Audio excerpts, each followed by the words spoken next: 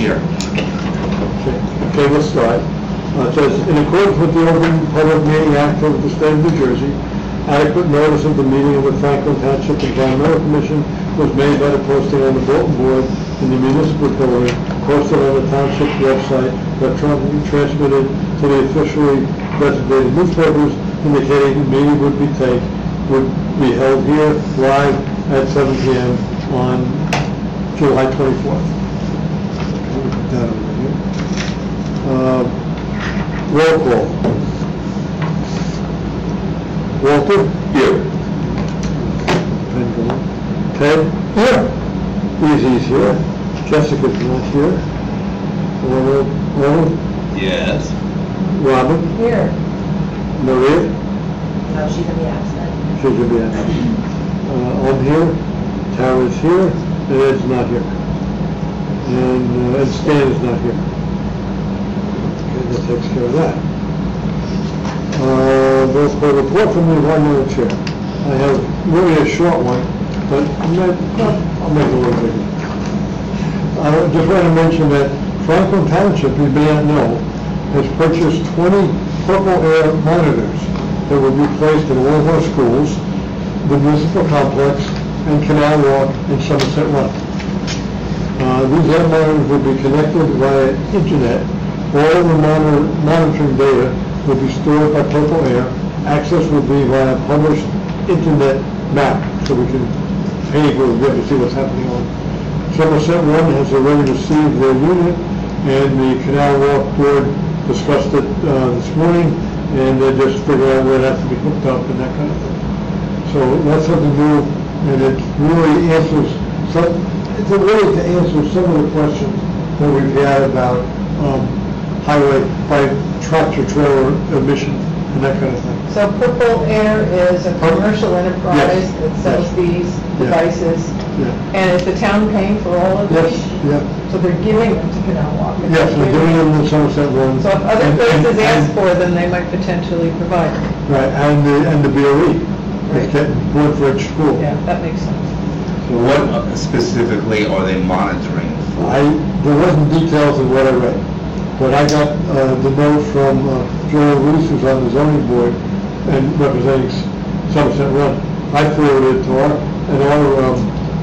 president had already heard about it from the mayor. So I don't have the details. I didn't get the brochure or anything that comes with it. Now, are these monitors going to be inside or outside? Outside. As far as I know, because they were talking about, the thing is, it's outside the clubhouse. Can you get enough information that Tara could have and put something on our website? If Sure, these things are- sure. Because I think we should go on. The mayor has all the data too. The mayor wants to put it up already, have it, yes. Oh, yeah, Let's make sure. sure there's some connection to our Oh, yeah. website too, because Yes, people might. well, find out. that's why I put it in my remarks. So, yeah. And there's a picture already in the Somerset Run newsletter is going to have the picture they took of the mayor giving the monitor to their president. How are those two private sites chosen? Maybe that's because there's been the most request to monitor truck traffic and see what's happening. And of course, this B9 is still going on. Mhm. The next meeting is in September. Right. And Somerset Run has been complaining as well because somebody wants to build a warehouse across from their back entrance. Mm-hmm. At New Brunswick and Old New Brunswick. Right. Road. But if a condo complex elsewhere in the township says we would like to have one, we should direct them to move. That's a good question. You know, They might ask us, so it They would be might ask helpful for us, us to yeah. know. Do we send them to Warnlocker? Or do we send it I to was anything to warn them. Yeah. Don't you Until like it's what somebody over says? with. That's a good question. I'm learning. But this way, this is a good thing. It's a start. And then that website would be available to the public? Yes, yeah, I went over a little bit and there's a map and there have already numbers on it. I didn't open it up to So we see. could promote the website on Sure, our sure. announcement. Yeah, So this would be a page on the township website. I guess so. I got my first information from Joe Reese. I didn't you know. You're not getting it from the horse's mouth. No, well, I got, and I saw a picture of the mayor handing the thing over, and our president had talked to the mayor also, and so she knew it was coming, but I don't think we've gotten it yet. You realize this, It's a photo op. you realize this is a good news, bad news sort of thing.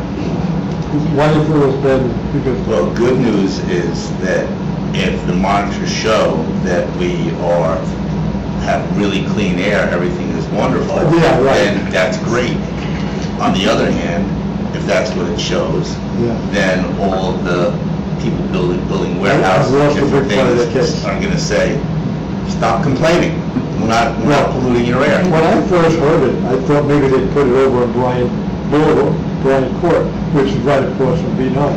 But they can't, you know, it's gonna be by the clubhouse. Well, it would be interesting if they did something like that now, Yes, and then when and if that Move it. warehouse is built, yeah, you move it over there. see, no, and then compare, see what Oh, the then- results are then- now. then- Compare then- a year from now, Right, you have a see what the basis. results are, you have a base, Right. and see what it looks like Yeah, afterwards. but it's gonna be a year before that warehouse is built, Right, assuming it's built.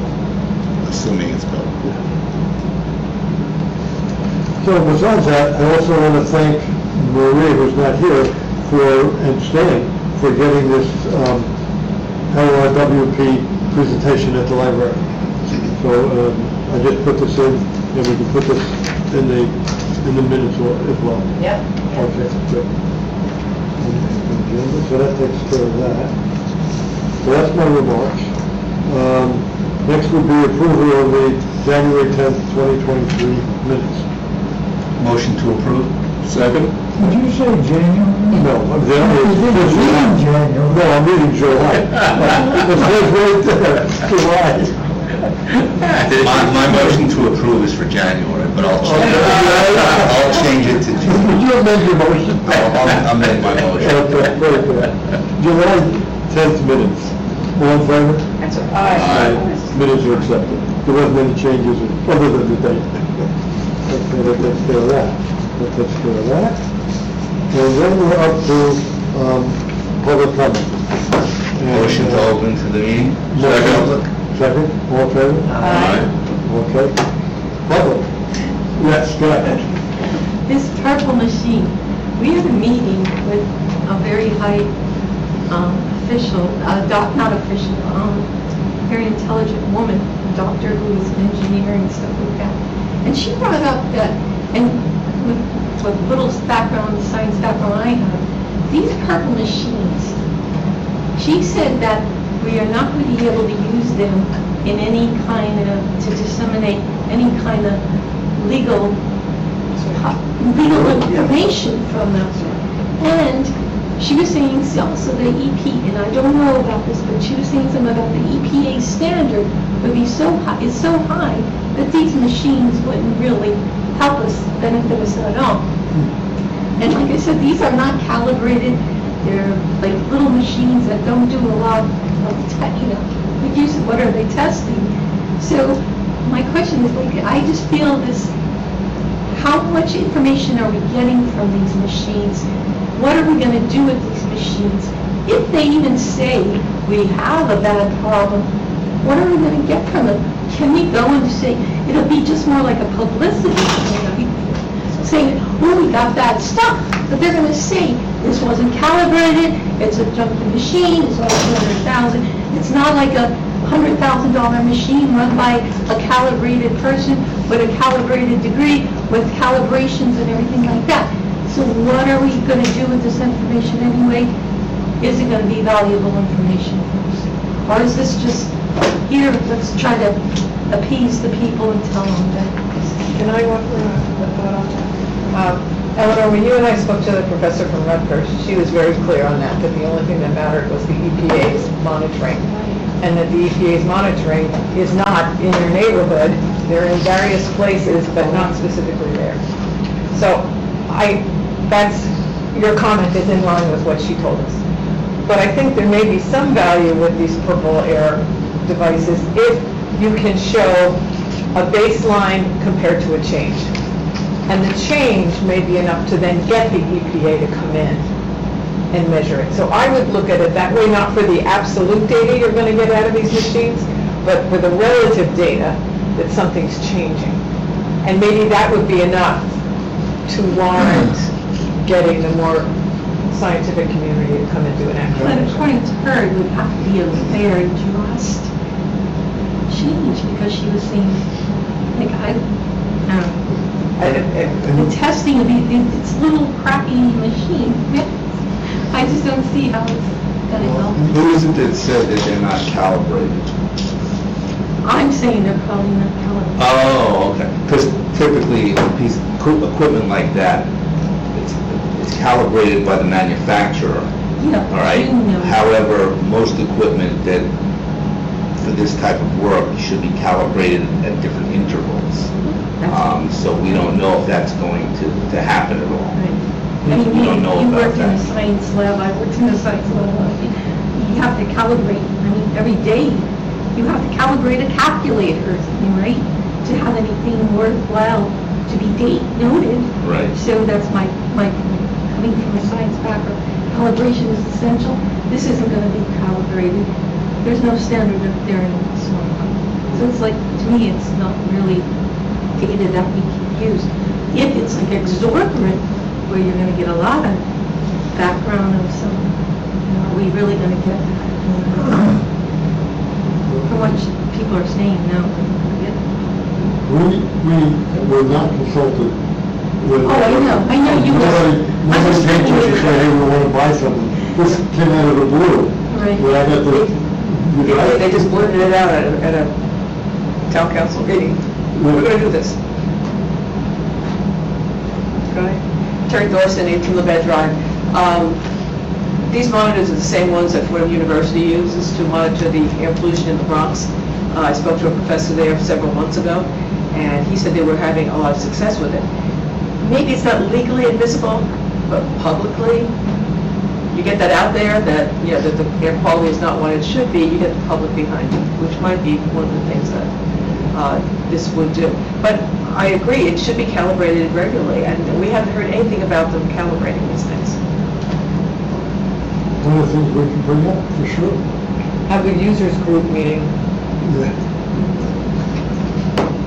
Now, actually, I'll see Joe Ruiz this week, tomorrow, at 10 o'clock. We have a meeting on SAC before community, and I can ask him some more about that. It's very important information, because otherwise it's just money going down the drain. Just to give you an example, since you guys know about the noise issue at the warehouse and all that stuff, when you take sound level readings, when there are complaints about it, that meter has to be calibrated every single time that somebody goes out with it. There's a calibrator that comes with the noise meter. It has to be calibrated at the beginning of the investigation and at the end of the investigation. And then once a year, has to go back to the manufacturer or a certified lab to get it calibrated by them also. So it makes you wonder about something that's just sitting on a pole there. You know, and that may be something that Paul will find out about, is how often or is it going to be calibrated. People get off on DWI because things are, the fertilizers count. Right. I'm Carol Peterson, Lake Avenue in Somerset. I have air quality monitors and I have monitors in my house.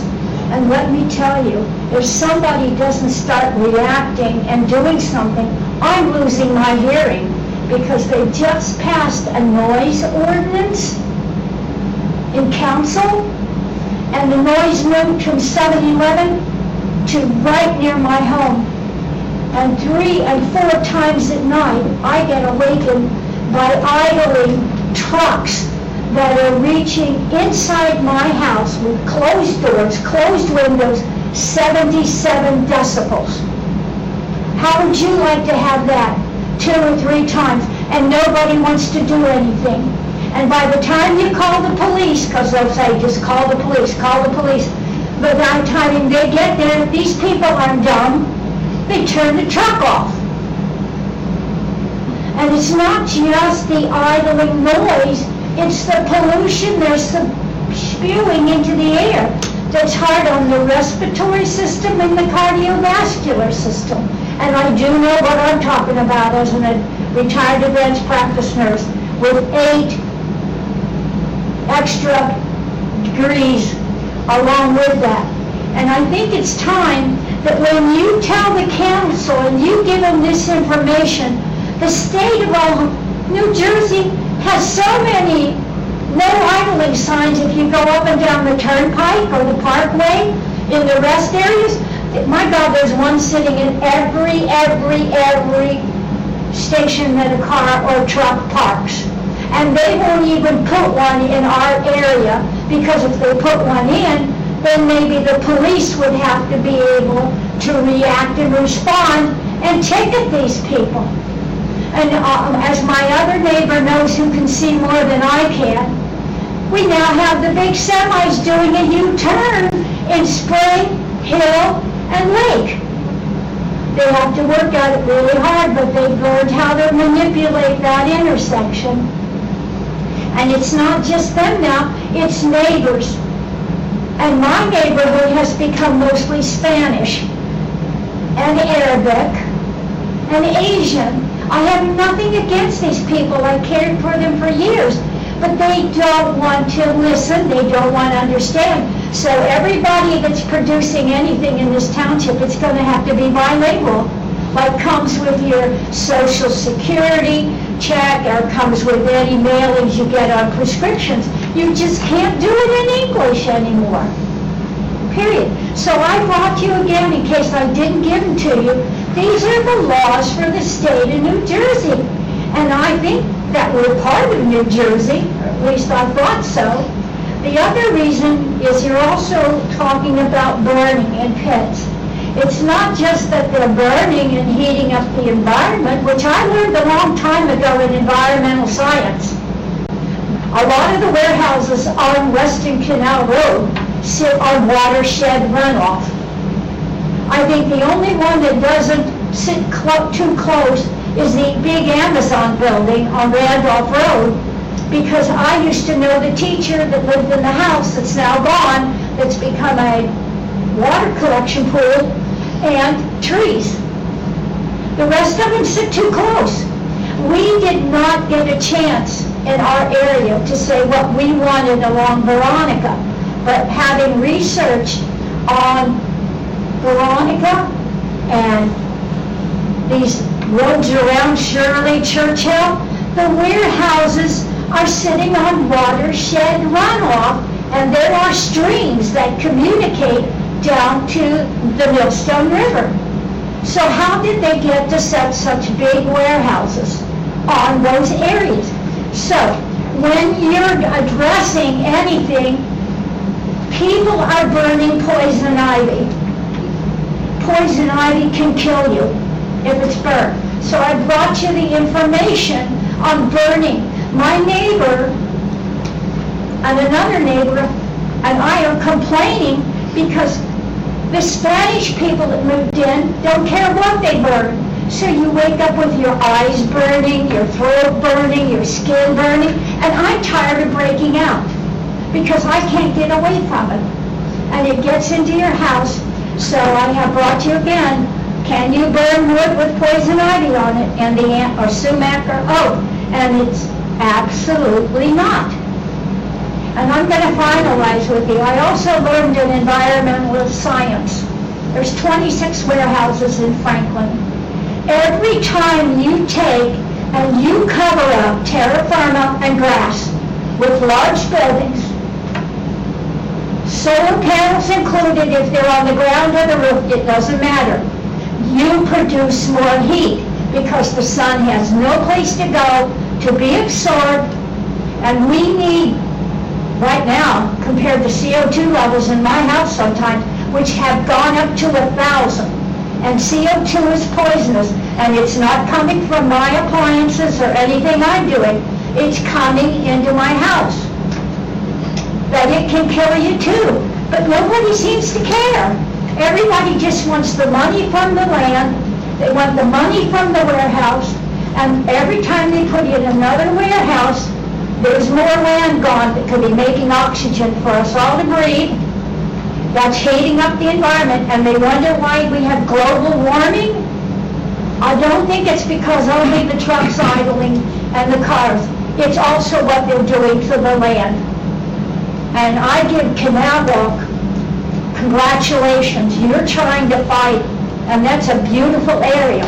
Well, so was all of Western Canal Road before they decided to put in a bunch of houses up on a hill. They put a bunch of houses, and they're too close to water runoff area. You get my drift? We do, and we appreciate you bringing that. If you give us the paper, we will press it. And We're gonna get these. Okay, well, I got it. Anybody else that wants to tell me? Jane, do you have anything? Can I just answer, Okay. say something to this? woman? Because something's gotta be done. I don't know what. If I could just address, I think Look that, like these. I believe, you can give those to Paul. I believe, It's also about burning and gas. Thank you. I believe on our agenda tonight is both open burning and idling. Those are two things we'll be Both of talking them. about. Okay, so, but besides that, you said you've called the police about the idling. Have you ever called the county health department? Yes, I have, and you know what they told me? They don't want to hear from me anymore. Because you see, I was one of the poor individuals who kept calling them from 2002 to 2006 about a company called Molecular that sat on 6 Shirley Avenue. They were a known polluter, 80th in the state of New Jersey, #1 in Monmouth and Ocean County, and they let them go on for 4 years. I know, because I live in the area across from 7-Eleven and the Islam Center now, how many people died. Nobody seems to do an epidemiological study of how many people get sick. And I can tell you this much, not only am I having respiratory and cardiac problems from all the soot, from all the smoke, the burning, the idling of trucks, and what have you, is I have 3 members of my family. Both of my daughters in their early 40s had cancer. My husband developed cancer. He's now battling skin cancer. So I'm sticking up for the environment, and there's a lot of new little kids living in my area, and somebody has to look out for them as well, because they're the most vulnerable group in society. And do you think that health department did an epidemiological study? Do they know how many people died of brain cancer or cardiac with molecular or after? No. They need somebody in that health department here, having worked with the health department in another state, that is going to look into why are so many people in a certain area clustering and coming down with something. This is a problem. So if I can accomplish anything the rest of my life, it will be protect the children that are now moving into Lake, Spring, Coon, and Hill. You see where I'm coming from? We do. Because it's not right for them. I don't care how much money that council makes. I don't care how much money. I also know that the big officials from this township have all bought property, 8, 10, 12 acres in Pennsylvania somewhere with a house. And when they retire, that's where they head to. Some of them working here don't even live in the township anymore. It was a nice township. We had the manager living at the end of Coon and Spring for years. One of the managers. And when he lived there, that was a nice area. It's not. And the other thing is, we have 2 people in the area who don't even recycle. Recycling to them is throw it on the street, throw it on the drain, throw it on the curb, and you've got 2 cans. And they don't take and have garbage pickup either. So guess where they're doing their garbage? Throw it out the back door. So now we've got flies coming out of our kazoo, you've got rats, you've got mice. So I don't know what you're going to do, but you are the environmental committee, and I strongly suggest, get it together and be persistent of telling them they need to clean up the environment. Put the money behind them, clean up the environment. Either that, or I'm gonna tell you point blank, like in other states, towns, somebody's on the take. They must have a secure account someplace. They're parking it away. And that's all I'm gonna say tonight. Thank you very much. Jan, you have, Yeah, thank you. Should I stand up or can I stand stand? up. Where's the camera? I can see. Jan Brand, 22 Bryant Court. So I'm not sure what, I just came out of another meeting, so I'm sorry I'm late, so I'm not sure what Eleanor covered about the monitors. But I was extremely grateful when the mayor and Warlocker said at a Township Council meeting that they were going to be giving all the different developments monitors, because the air monitors, because that way, like somebody said when I was here, we get, I think it was Robin, that, you know, we get a reading like what it is now and what it is, you know, later on, if the warehouse was to be built. Just to have that would be great. And I actually went to the website and looked at these monitors, and on the website it shows you, I mean, these monitors are all over the place as far as, you know, the different areas and all. I don't know much about the calibration, but Paul, I was quite disappointed this morning. I don't know if you were on our HOA board meeting. I heard that part. And so our HOA pretty much said, we're not going to want to have those monitors if we have to maintain them or do anything for these monitors, because we don't want to have the responsibility of these monitors. Whereas I believe Somerset Run had a totally different approach and was grateful for these monitors. Now, as you all know, the HOA is mitigating so that the warehouses could try to come over to Mettler's. So when I heard this news that our Canal Walk Homeowners Association, not the rest of the residents, but the 5 people who run the Homeowners Association, doesn't want to have these monitors if they have to maintain them or do anything for these monitors. So I want to propose that if that's the case, I mean, I live on the outskirts, because I'm even worried about these monitors being all the way inside, you know, where Canal Walk is in the main inside. I mean, we all know that with air and with, you know, toxins and with fumes, it really has to do with the proximity. And since my property is less than 200 feet away from where these proposed warehouses are, since Canal Walk's Homeowners Association, I don't know if they have to do anything to maintain them, but they were quite clear that they don't want to do anything to maintain them. So I propose that if this is the case, I will maintain them, I will calibrate them, I'll do whatever is necessary for these monitors, because it seems like from what they were talking about, they're really not concerned about people who are living in the community who want to get a take on what the air quality is, because they don't want to maintain it. Maybe it's a liability issue. I don't know why they don't want to have anything to do with these monitors. I don't know, you know, it sounded quite curious to me about that they had no idea about them and they want to have nothing to do with them. So please, you know, and maybe I'll reach out to the mayor as well and let him know about the meeting today that the HOA held. So that was number 1. Number 2 is, I know some of you were at the, am I allowed to talk about the planning board meeting? Okay, so the planning board meeting for B9 Schoolhouse, which Bill put a great article out about it. You know, they want to build there's going to be a Class 4 dam that's going to be across on Mettler's Road. And this dam does pose possible, they want to put trees in the dam, which I'm sure that after the meeting recently, something's going to be, they're not allowed to, the rules are they're not allowed to put trees in this dam or anything like in this dam, but I'm quite worried about the health and welfare. This is something that would really affect Canal Walk, having a Class 4 dam less than 200 feet from our properties across the street. You know, one thing that's happening right now is with the B9 Schoolhouse, you know, these hearings keep getting put on. You know, we have another hearing coming September 6th, and pretty much this is right now, you know, as our homeowners association isn't supporting us with the air monitor, they're also not supporting us with assessments or helping us fight this warehouse. So these are citizens in the community that are giving $100 over and over again. And as you all know, you know, it's been, how many hearings have we had? 5 hearings?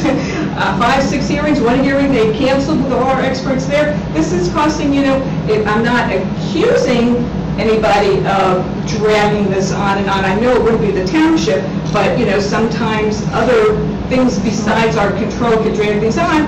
But, like, I'm concerned because, the people don't want to keep giving money, and it seems like there's a way to stop this. If this is going to be endangering the health and welfare, why do we keep having to have hearings and having these citizens who are, these are people who are in there, they're not working. It's not like they have tons of money to keep donating to this cause.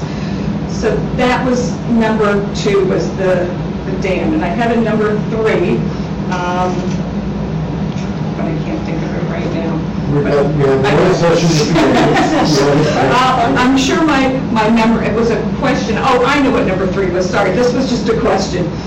What is, with noise levels, let's say when a company is coming in and doing like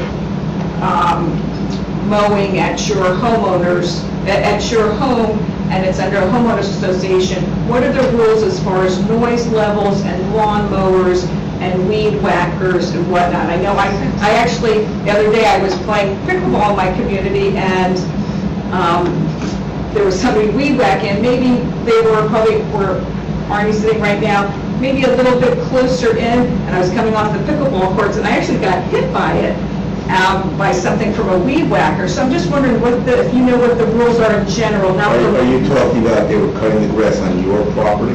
Yes, well, not my property, public, it was the pickleball court, so not necessarily my house, but the homeowners association. And actually, after I got, and they kept going around and around the pickleball court, the lawnmower and the weed whacker, that my ears were ringing afterwards because it was so loud. And I was trying to get the person to like stop doing it because it was right around us, and it just seemed like it was so loud. Like when I go to movies, I actually put in earplugs because I'm just very, very sensitive. So I'm wondering if there's a rule when if there's a property line, a real property line, if they're cutting your grass, the noise has to be going from one property to another. So the question is it going across the property line? Now, I don't know if that's considered all of Canal Walk is one big property, or if each community, each section is a different property line. So that's something that has to be found out. If it's all one big property, a violation can't be written unless the noise is going across the property line from one property to another. Now, for a pickleball, I've heard complaints about people complaining about pickleball. right. Because of the noise from that. And that came in front of the New Jersey Noise Control Council. And if it's on the same property, there's nothing that can be done about it. It's a matter of you bought something close to this pickleball court, or the pickleball court was put in after you purchased that unit. Again, it's a matter of whether the noise is going across property line. Are there certain levels for them? Well, it would be the same 65 during the day until 10 o'clock at night, 50 after 10 o'clock at night. But it would have to be determined by an investigator from the county coming out, determining if there's a property line issue, and if there is, then there's a possibility of a violation, but you would have to figure that out first. If I may, just a comment, Jan. Urge the HOA to hire contractors who use electric equipment. It's much less noisy. It's much healthier for the employees operating the equipment. They don't need to use earphones. They're not breathing in those two-stroke engine fumes. And the HOA can say, we only want to accept bids from contractors who use electric equipment. There's a big push in Princeton to do that. They run seminars to teach landscapers, show them what's the latest equipment, that it's available, how much money they save on maintenance because they're not buying fuel, the equipment doesn't wear out. So the HOA, you can get them to be your friends. Sounds like that's a little bit of a challenge now, but it could be a bid requirement. And get the HOA to make them use quieter pickleball equipment. Well, they do have hours for you can't start before a certain time. There's no lights on the court. Right, but in the morning, because of neighbors and all, waking people up in the morning, you know, because some of these guys would go out at 6 a.m. if they could, you know. Don't blame it on the guys. It is the guys, but anyway. If I may respond to the planning board, believe me, you would like that case to be over. But if you have two talkative lawyers representing different sides of the issue, and each feeling they have to make their points, and that is stretching it out. And we still have to have time for the residents to speak.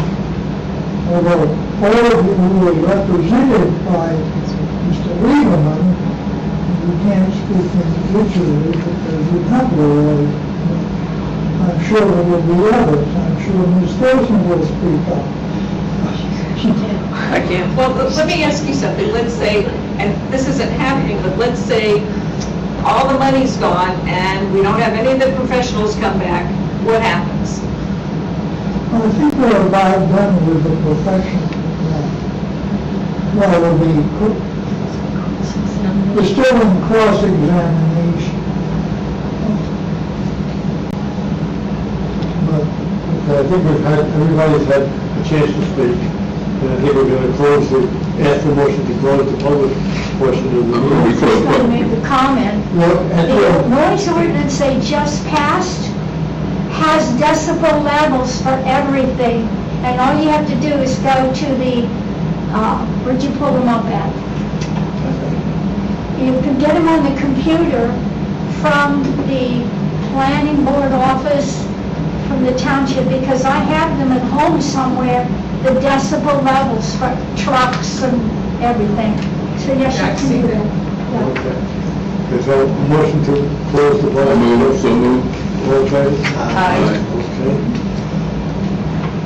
The next one is correspondence. Jessica's not here, but I do have two letters. One letter from 400 Cocktail Lane. They're looking to get a general permit for wetlands, development in the wetland, placement of pavement, or somebody's getting ready to do something at 400 Canal Walk, Cocktail Lane rather. HSU Property Holding is that one. And then there's another letter from Kramer Ecological Services by Landmark Real Estate Holding. Yeah, And it doesn't give the address, but I know you can look it up. it's in Franklin Park. Oh, it's in Franklin We Park? got a copy of that letter. Or you went and went? Or the notifyees. So they're also going to look to do something. They're looking for wetlands determination. It's behind the Franklin Park Firehouse. Okay. Not on Route 27, but right behind the building that's just north of the firehouse, and there's a flag lot, so there's a driveway alongside the firehouse that goes back there. There's a stream that goes across, if it's essentially a rectangular lot, the stream goes right across it this way. How much is left to build, I don't know, once they get an LOI. Yeah, I mean, that's just the beginning of whatever the plan is. So we'll keep track of that. Okay. So that's correspondence. Review of site plan application. What was the name of the? Landmark. Landmark. Landmark Realty LLC. I think Yes. it is. Right here.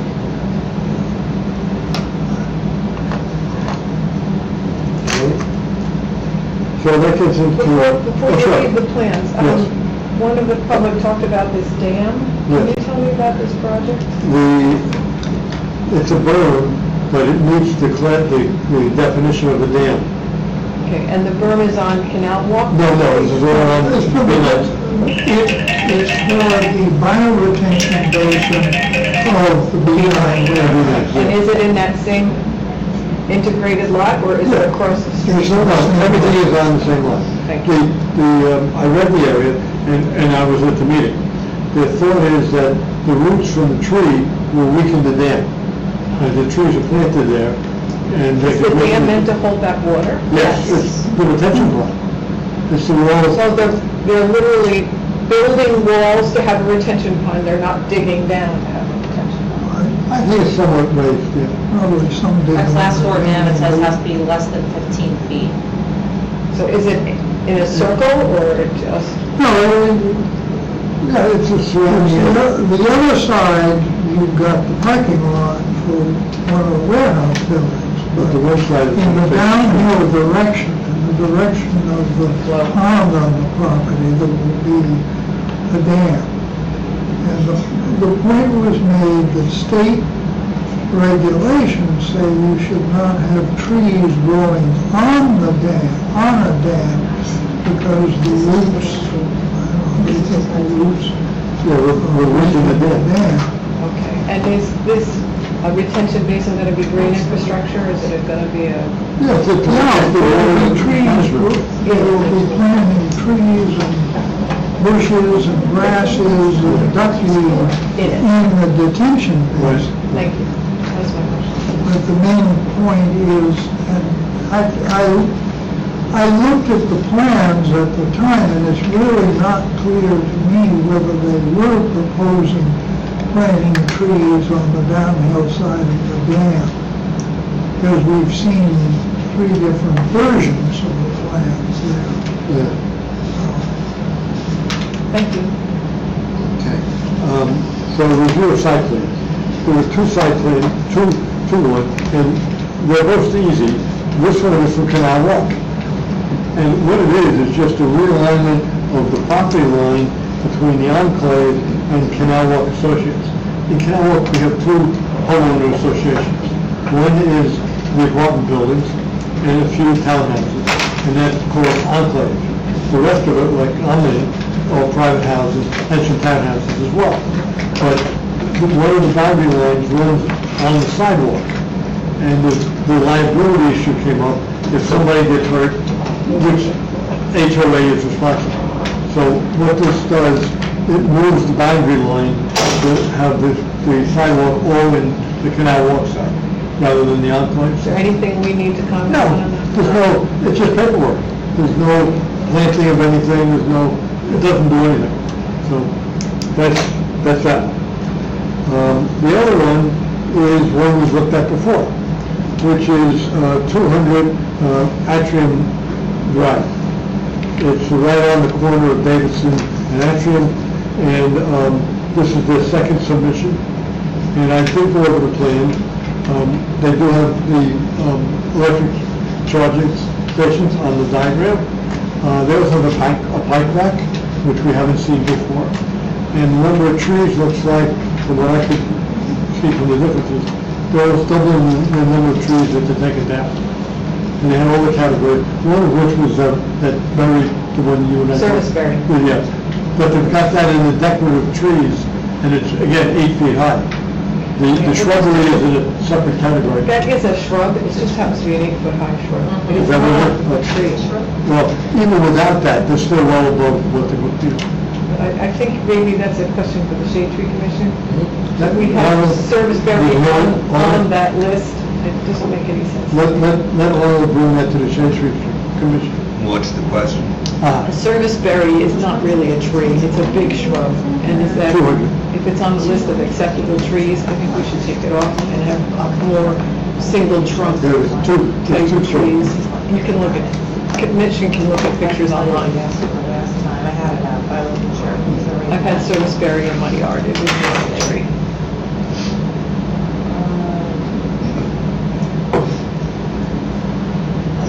Yeah, last time It was somebody- listed in the decorative trees, not in the evergreens or the deciduous. It was a separate category with 2 others up the top, Last time we said they needed 3 AV make-ready parking spaces. which they did. Okay, we said that, they had to set aside the 40% of the roof area for the future solar. And then there's one has the diagrams, it doesn't say. Okay. That's They what he was also, asking about. we're gonna increase the impervious coverage to 69% and a 60% threshold is there. So we have recommended that they try to get down to the 60% or even closer to the 60% if possible.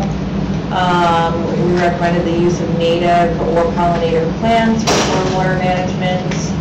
And we said, the anti-icing signs. So it seems like they, They did some of it, and there were no island signs also. okay. Did they answer all of them? Did we check it? It sounds like they didn't answer the solar-ready warehouse. That was the only thing you didn't see. But I didn't see it yet. So let's ask, So I'll have to reiterate that. Yeah, reiterate that one. So my question is. and the impervious structure, what's Yeah, that? because in the diagram, it doesn't, you can't tell, really. They don't have it in a table? No, it was just, well, let me see. I didn't see that. All I did are the sheets, the big sheets. Cover sheet, aerial map, general notes, demolition, site plan, grading plan. Might be in the grading plan. Drainage, utility profiles, landscape lighting, soil erosion, sediment control, construction, and then all the construction I stuff. would look at the site plan. You want me to look at it real Yeah, quick? Yeah. These are not, they're all separate sheets. Okay, It wasn't even that's that. fine, yes. So quick question, when Yeah, when go Kara ahead. submits the recommendation from the California group, Right. do they send it to them directly, or is it just told to them? What they've done? Yeah. Oh, they have to submit it back to the technical review committee. It goes back to, this is their second submission, so they've already sent this whole thing to the TRC, and they will review, but that's exactly the question we had in the beginning. We don't know what they changed, but I went through the plan, one by one, and I found some of the stuff, you know, the EVs, the bike rack, those kinds of things. But can we recommend them to respond to our question? Yeah, we can. This is the paperwork, there's nothing. No, in a sort of letter. Yeah. Now, this is, They did address the solar roof They did? this year, yeah, Okay, this good. year. Okay. We can like just double check the measurements, but it looks like it's about half of the roof. We are looking for the impervious coverage table, but we actually don't see that on this one.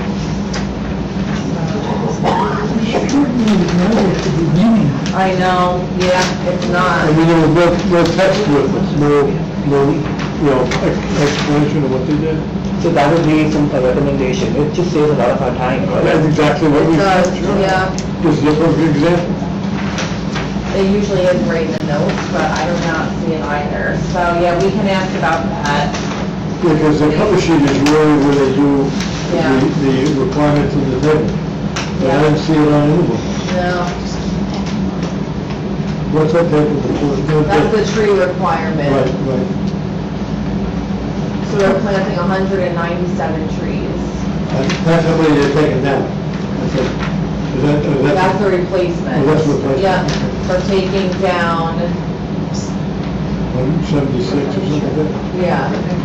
So the number is over. Yeah, but it's not the number, it's the caliber. Right. Yeah, Size so it's of the somewhere, table. where they took down 10, and they had to plant 20. That's in the table. I do not see it, there normally is the, Impervious coverage. yeah, I do not see it. Oh, wait, hold on. Oh, that's what it was? Hold on, let me see, I think it's this much, yep, okay. Oh, and this- 60%, 69.5 is existing, and they propose 69.4. So, Yeah, yeah, they get all together. Yeah. that's a very good place for that table. So I think our recommendation, Yeah. So let's leave it. Okay, so the impervious coverage recommendation and the, what was there another one I forgot? The solar you did. I got that, yeah, the impervious coverage again.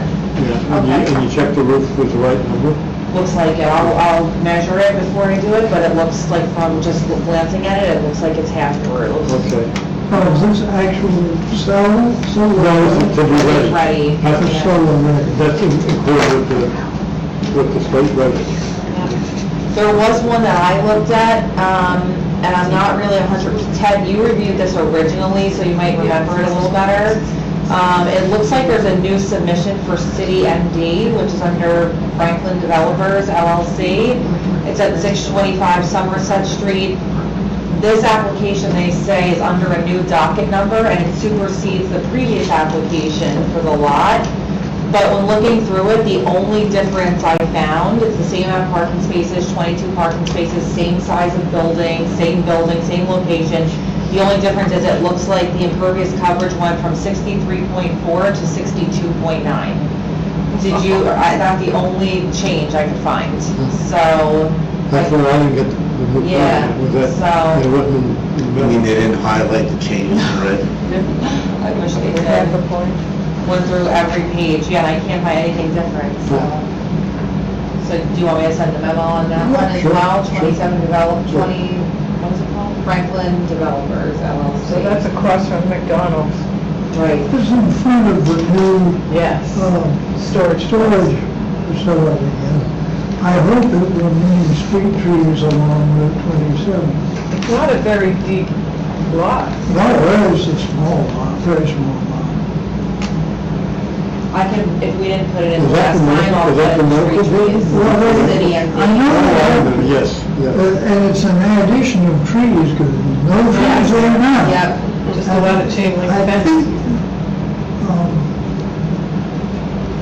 I know the trees at the end of the property. The question is whether they're trees along Route 27, I don't remember.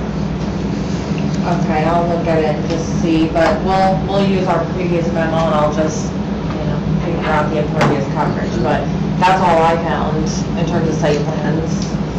Okay, well, that's all we have in something. Okay. Okay. On the new business, the first item says review of municipal code for recreational fire pits. Yes, so at the last meeting, there were neighbors that came in the Lake Avenue, am I correct in that? Yes. Yeah, okay. Area, and the complaint is that there are people burning fires in their backyard in a fire pit, and that the odor and the smoke is really coming into people's houses and causing some health problems as well as just nuisance odors. So I did look through our municipal code to see what we have on these types of fires, and we really don't have anything. We do have, I found two places. One is open fires, which is basically that it's unlawful to kindle, maintain, or assist in maintaining any bonfire or other exposed fire without first obtaining a permit for said fire from the Department of Fire Prevention. So that's an interesting one because it basically says you need a permit to burn fire. Now, I don't know how that relates though to a pit, I'm not sure. The other place is here in our ordinance under firewood, and basically it says what the requirements for firewood are and how it has to be kept. One thing is, firewood stacks that contain diseased wood can't be, you can't keep them around.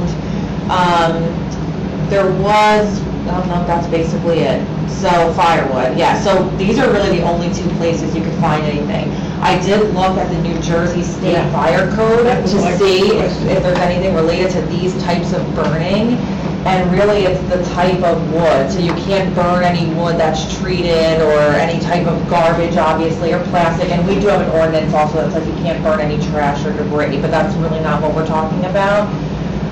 But the fire code, it doesn't have a lot of information about like a fire pit that you burn in your backyard. So the one thing I did notice is that we don't have anything that has any type of distance requirement from other properties. So maybe that, and I think I mentioned that last meeting, maybe that's something we can look into, is making a recommendation that any type of open burning has to be done a certain amount of feet from a structure, or, It would have to be a pretty long distance. Yes. Well, that's the thing, and that's, yeah. That's why I wanted to bring it to your attention. So I did look through the municipal code, I looked at the fire code for New Jersey. I mean, I think, I'm not sure how much Can we ask Anjek if any other municipality has an effective code for this? So I did try and look around to see, I couldn't find anything, like in but now I didn't look through piece by piece, but, I'll ask Jeannie and Anjek, yeah, see if she knows of anything. yeah. I would imagine some places may have this distance requirement, which is what I'm assuming. Yeah, I mean, you've got setbacks for houses that have to be so far from the And property I think line. if we could have that and again reiterate the wood things you can't burn and put them all together in one reg. We Right. just put some bullets together and send it off to Lou Rayno and Right. let them create an ordinance. That's the way to do it. Under the state regulation, the air regulation, I believe it's subchapter 2 of 727, it talks about open burning, and you can't burn treated wood, painted wood, Right. pressure treated wood, things like that. You can't burn garbage. Right. You can burn certain vegetation things, but I don't believe you can burn poison ivy or poison oak or anything like that. But if it's a resident-to-resident situation, the state does not enforce it under a resident-to-resident situation. So therefore it becomes something where either the county would respond or the township would respond to something like that. And I'm thinking more of some kind of a nuisance ordinance. If the township has a nuisance ordinance, that it might come under something like that. Yeah, so the only thing I found in terms of firewood under the nuisance section was the burning of trash or anything like that, but nothing else in terms of... I would think that would be where you would want to Yeah. expand it, is the trash, the treated wood, poison ivy, poison oak, and things like that. It's illegal to have poison ivy or poison oak. I think it's within 10 feet of your property line. You shouldn't have it at all, but you're not allowed to have it within 10 feet of the property line. So I guess the question... What about poison ivy growing at the edge of the road? Is the municipality responsible for dealing with that? I would imagine so. It's a property line. That's not something that I enforce, that's just something dealing with local health departments when I was working there. I remember them talking about within 10 feet of a property line. So I would think that that would be a municipal situation. Write themselves up and fix the situation, but they should take care of that. Well, I'll see what I can find from Anjek. Yeah, you want to see what you can find from Anjek, and I think if there's nothing and we do want to make recommendations, then we can put together the memo to the township attorney, and one of our bullets should include, if we are looking, I think a specific in terms of distances to houses or anything like that. We can reiterate about the vegetation and the garbage and things like that, but, so my review. Okay. I'll report back next meeting. Perfect. The next one is the same area, well, it's to review the municipal code for insertion of the anti-idling signage requirements, because remember, we got this note back away from the mayor, saying that rather bullet points, rather than us doing all the whereas, and Tara put together this memorandum on the anti-idling, indicating where it should be inserted and the kind of thing. Oh, no problem. That was So, really yeah. nice, that was a very nice presentation, and she's even got a picture of it. I printed it out. Oh, good. Basically, just what I did, just real quick, is I looked through all of our municipal code again to see where Did you see this would one? be a good place to put the signage, where can we insert it in other places, and then I listed out for you where it's listed, and then my thought is, which is, under signage, there is section 108, which says substandard signs, 109 prohibited signs, and 110 is exempt signs. Right. So I think the best thing is to put a clause in and renumber it and make it first like required sign, and that's where anti-idling signage would come in. And I basically just took from the ordinance, I've literally just copied and pasted all of the original requirements we had in the anti-idling ordinance and put that as like, this is what it should say in the clause.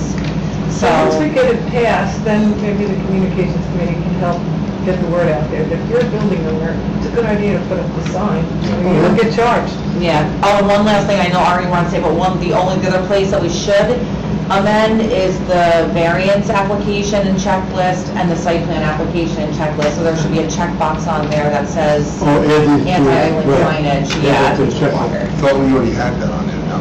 Not for anti-idling signage. There's sign requirements, but not specifically that anti-idling signage is required. So I do have some comments on what you wrote there. Starting with A at the bottom of page 1. Okay. It says, owners of properties located in Franklin Township and listed below shall post anti-idling signs. So that's not what we had written, because it was, let me get this straight. What we wrote was for, not for existing properties, it was for new properties. Right. Okay. Right. Now, I think if we want to make it for existing properties, I would think that then we would want to say something like, well, first of all, I think this should say for new properties. Okay. And then another section would say, for existing properties, they would have a year or something to come into compliance, or 6 months to come into compliance, or something like that. But that was not the intent of this in the beginning, although it would be nice. What if, Arnie, to make it a little more concise, leave it as it is, and then just have an exception at the end of this second sentence that says, for any buildings in existence prior to XYZ date. Yeah, 1 year exception to the subdivision existing building. Yes, so I think what Arnie is saying though is, so in this, because this is copied from the ordinance, but If I just interrupt you for 1 second, if you look at the wording in E on page 2, Yeah, it says anti-idling signs shall be posted at all existing facilities and sites with parking areas owned and operated by the township. Right. And so I think we should be consistent with what is said there, shall be at existing facilities. I like, what Robin is saying is a potential, but for A, it should be existing, and at the end, if you want to say something at the end, you want to say for, well, it should be for new properties located in township, and then at the end, existing properties have until a certain date to when they need to comply, something to that effect. Okay, so, all right. let me Go back up to here. A. Yeah. A, okay. So this should say owners of existing properties located in Franklin, right? Owners of existing properties. No, I'm thinking of the opposite. No, owners of new properties. For all new properties Right. built as of such and such a date, owners shall post. Correct. I believe that's what we had in the original, something to that effect. No, this was copied from I literally just cut and Okay. paste this, but yes, we can definitely make There should also be a date for the township who are there to Right. sign. Well, that's different. It's any properties, I believe, and I didn't go back and look at the old one because we've looked at it so many times and changed it so many times, including changing it to the way Mr. Raynone wanted it until he didn't want it that way. I believe it was any municipal-owned properties and Board of Education properties were going to be required to do this right away. Yes, yeah, and that was just the clause we had in there, so, okay, so it's gonna be, under A, it's gonna be for all new, properties as of, or all new properties after the date of adoption of this Right. ordinance? Okay, after date All new properties of adoption. completed or plan submitted, what is it? It should be approved, so any Okay. plans approved Right. after the date of the ordinance, Right. okay? Yeah, Okay, so you're not, For all new construction, all new plans approved after the date of the owners shall got it. post. And then we go to E, Okay. And then we give existing property owners, what, 6 Fine. months?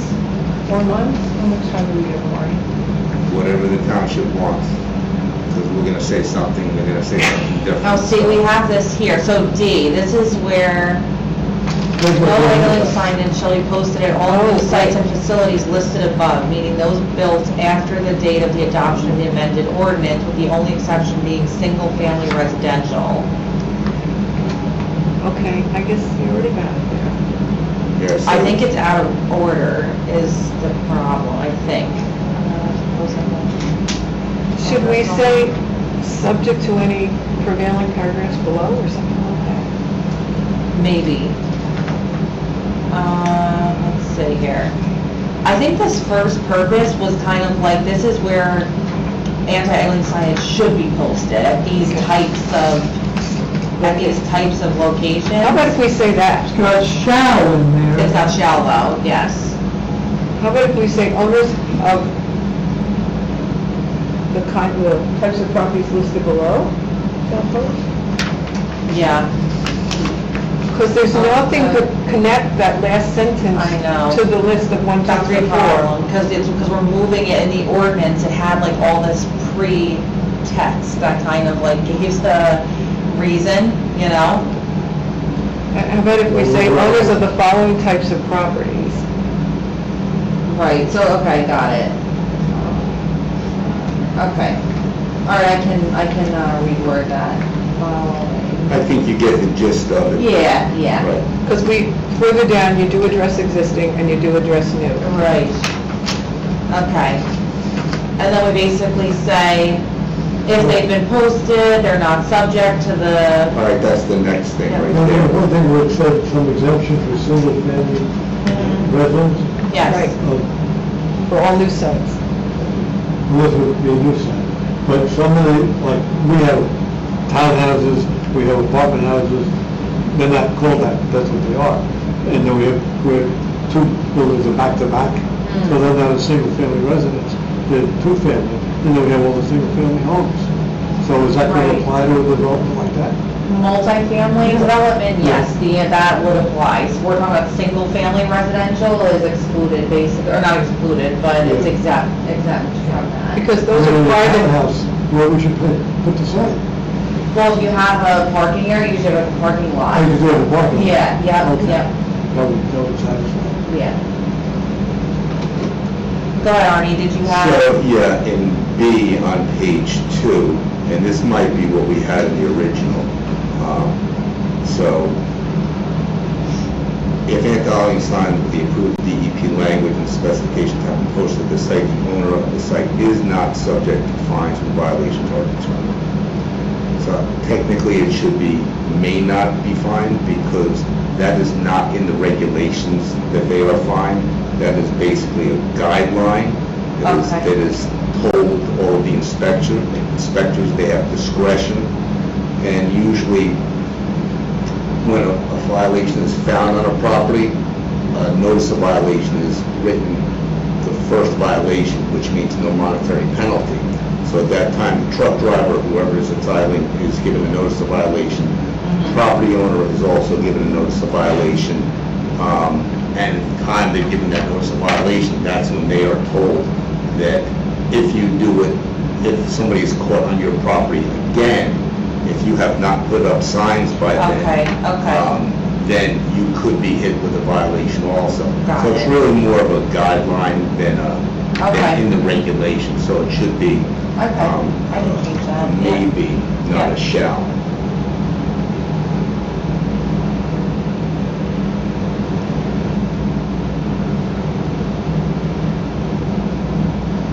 Well, C says may be subject to fines. B says. Yeah, so we is should not change, subject. yeah, so we should make it may not be in both.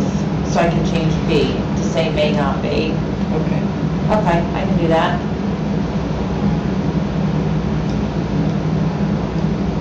And then any other, Yeah, let me just,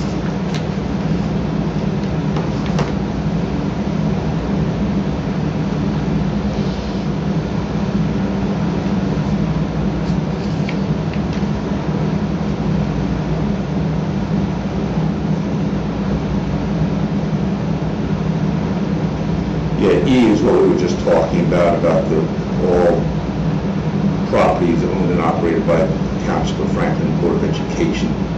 They need to be done right away, even though they are existing.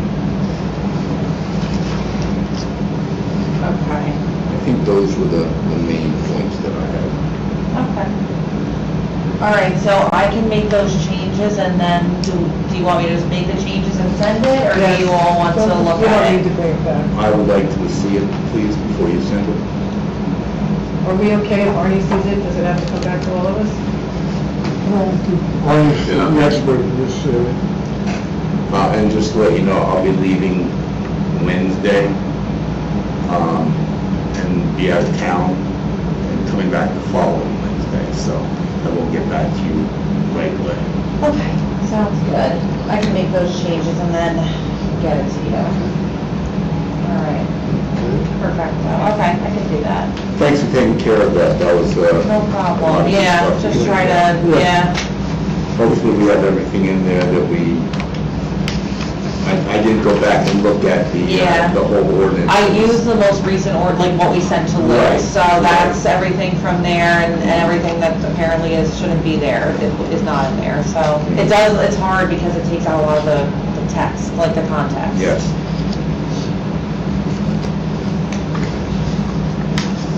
Okay, then the next item is the community energy plan, which you put a lot of work into.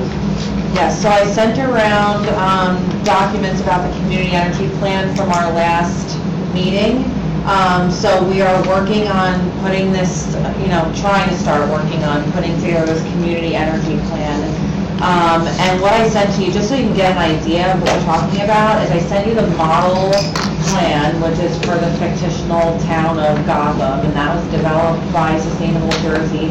I think that's going to be really helpful for us to be able to put it together, because it kind of gives us a template.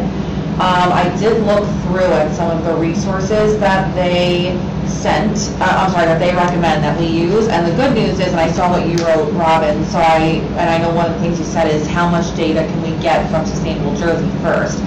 So I went to their web, they have a data bank, and I went through and looked, everything that you see, it's on my screen, but they put together a lot of data. So for example, they have a GHG emissions table that they put together for every municipality.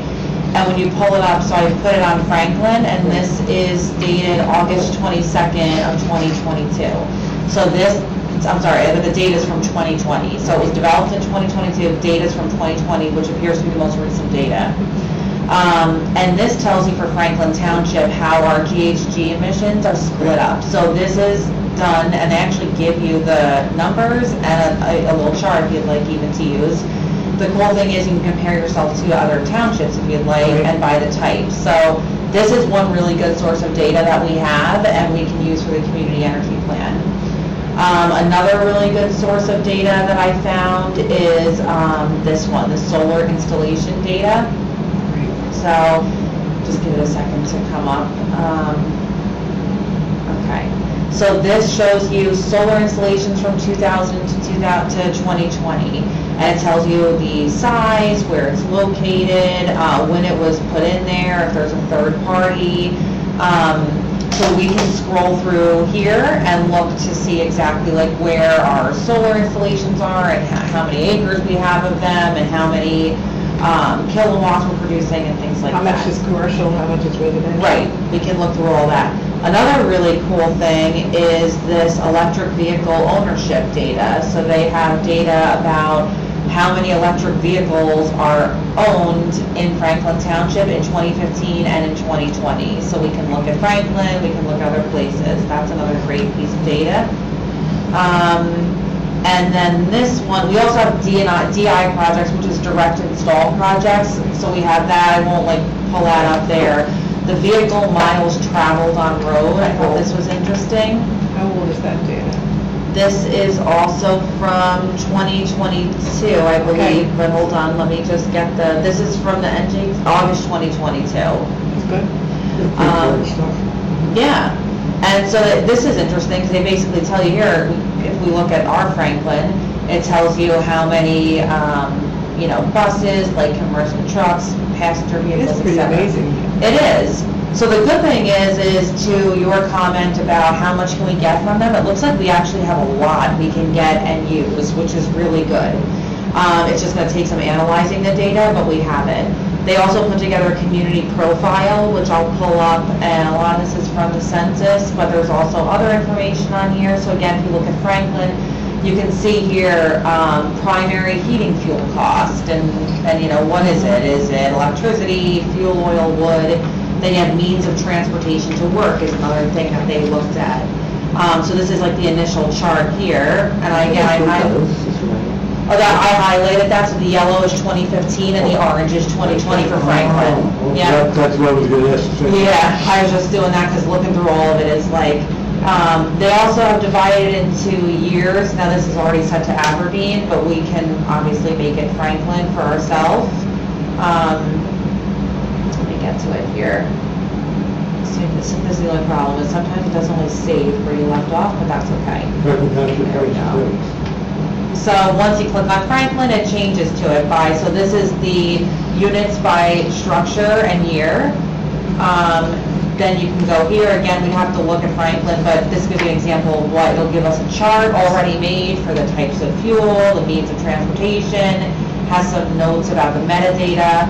So we have a lot of data that we can use, and when looking through the plan and looking at the data here, I feel a lot better, because I think we have a lot of the information. Already done. Yes, to put And you know, together. looking at, there are so many strategies that we can pick from, but it doesn't make sense to do all of them. And Gotham, they didn't do all of them. No. So I think we want to pick the ones where there's hard data. Because Agree. that way we can look back and say, was this effective?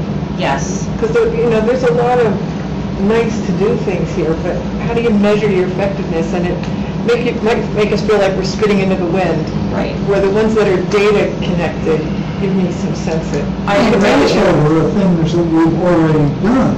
Yes. Or Yes. started doing. Absolutely.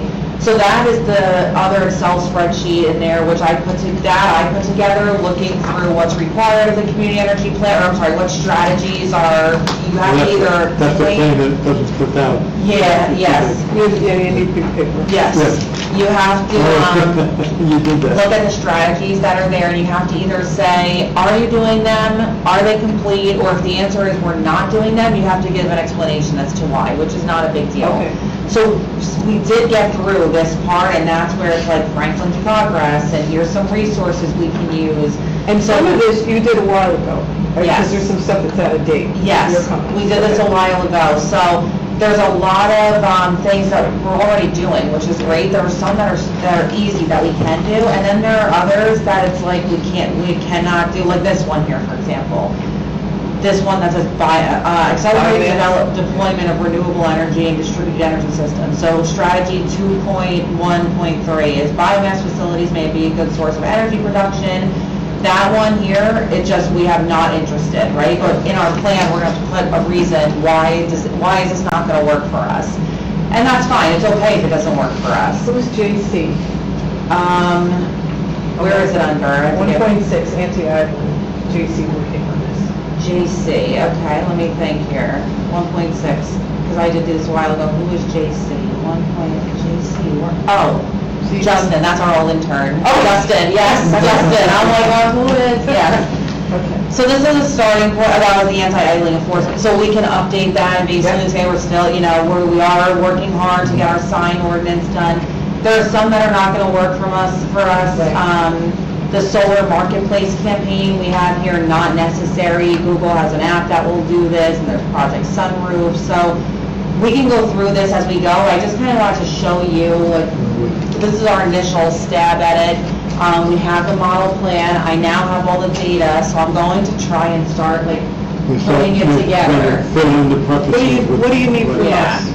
I think the best way to work on it, and this is just my opinion, but you let me know what you think. I think the best way that I found to put these plans together is that I can start working on a piece by piece and then share it with you when I'm done. Because I think sometimes if we not this group in particular, but any group, if we all try and be writing at the same time, it's hard to write. So if I can write a piece and then present it to you, and then you give me your feedback, or I'll present it to you ahead of time, obviously. Now, do we have to put together a committee like a task force group? We could, yes, we absolutely could, if you'd rather do that outside of the main committee, which is, commission, which is probably beneficial. Right. Yeah, that's I probably mean, reading through beneficial. all this, they encourage we get input from Yes. not-for-profits. Yes. Yeah, that's the thing, in the very beginning, when I listed the Princeton one, how many people took part? Yeah. That's their climate action. Yeah, plan. but the idea is the same. Yeah. But I think here, we have to do that, don't we?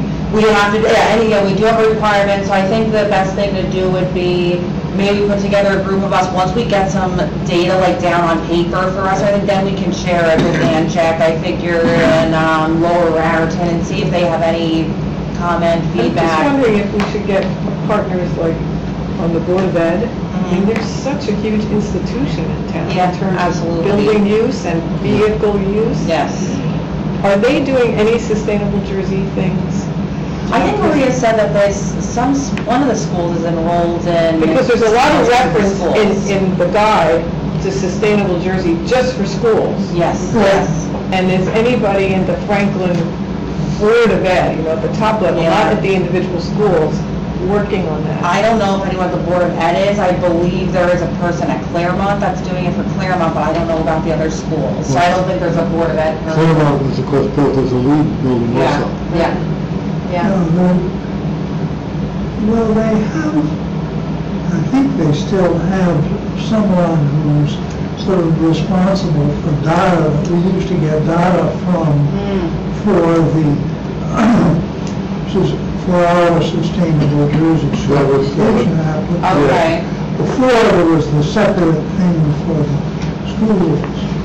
So there's a sustainability person. Is that Right. Kind of somebody. Okay. I can reach out to her. She might be Okay. someone that we can work with I met her a couple of times. directly. I think When we had the green. in like Sure. sharing with the outside entities, if we have something to share with them at least first that they can review, it might be better, because a lot of it's data driven. So if we get the data on paper and then share it with everyone, then they can respond to it. I There's think. environmental justice section. I mean, that's not us. We have to reach out to Yeah, others. oh, for sure, we absolutely should, yeah, absolutely. So I think that's the point that I think we're at, is if we can start putting it together. Ed Potosk's group has any of this, is working on any of this. The Lincoln Conservation Board. I don't think so, but I'm going to be talking to them Thursday on the phone. I can ask them. Okay, Well, perfect. I remember Ed saying about the Claremont Avenue School, it was designed to be LEED Gold. Yes. They couldn't afford LEED Yes, Platinum. yes, yeah. I do remember that too, yeah. So is that an okay approach, I guess, to take with everyone? Yeah. I think it's due in March, I'm pretty sure, so I need to really get, going on it. I think we have all the pieces together, it's just we need to like get it going. And then have the community outreach and work Well, on let that. us know how we can supplement. Okay. You're not in our. Yeah, I read through this thing, and I have some comments, mostly just details of Okay. things you may or may not know about. Oh, that would be So I've great. got to write this. Okay, that would be very helpful. Yes, if you could do that, that would be extremely The helpful. things like fleet efficiency, Carl Out has done this for Sustainable Jersey certification, so if you look Okay. look at Well, the fleet efficiency, yes, yes. But then fleet transition, and I just anticipate the police in particular getting their back up. If they get plug-in hybrids, that can assuage range anxiety while still getting 95, 98% electric Right, use. right. And that's just based on my own experience. Yeah, for sure. Okay, yeah, if you can like get that written up and you Yeah. don't mind sending it to me, that would be really helpful. Yeah, I should have done this already. That's but okay, At least no. I went through it. It was a lot to go Sure, through. yeah. And then at maybe an upcoming meeting, after we get some things done, right, I would say right before we're with a final draft, we'll go through these strategies again and make sure they're up to date and current and, correct. And we could have a working session to do that. Yeah, for sure, for sure. Now, there Okay. seem to be some things that were not checked in the application form, but that nevertheless you are talking about. Yeah, so in the application form, that really was part of our grant application, so that was like, oh, this is what we're interested in doing, and maybe you can help us. Then we got the grant, which is great, and then we really started diving into it. It was like a lot, Yeah. Yep. Okay. Then we'll move to reports from the subcommittees, and really, the education committee, Marie is not here, but this was working on the presentation is going to be at the library. Do you want to, Tara, bring up the flyer I sent you at about 6 o'clock? Is that this one? No, no, it's Oh, the flyer. a marketing flyer. Right, I saw that, yeah. I didn't put that out. So there it is. And, Yeah. and the library's got a simpler one that went out, was going out to their people. And Oh, so- yeah, I like the pictures. That looks nice. So we'll send that to our email distribution list. Bill, if you could help us in some way promote this? I don't know what's- Send me the information. Okay. Okay. That's the 22nd, okay, that works. Library event. Put So that on I'll the email calendar the already. flyer Yeah. to Bill. Great. encourage And anybody on the that- website. Yeah, I want to mention to everybody that if you can get to attend this thing, And Facebook. it's a good thing. Yeah, it's to a do. good show if we don't show up. Yeah, that's why, it's exactly why I put the picture in. Facebook and Okay. website. So that's that committee. What else, the Trees? trees. I'm sorry? August 22nd is a Tuesday. It's a Tuesday. Let's say Thursday? Thursday, Oh, can yeah. you change that? Yeah. Bill, Eddie. It's Robin, don't you guys? Thank you very much, Easy. What's the Tuesday? I'll fix it on my end. Or maybe email that back to me. I just fixed it. I'll just save it in here. Or do you want it back for? Yeah, for other reasons, so I can get it to Okay. Jessica.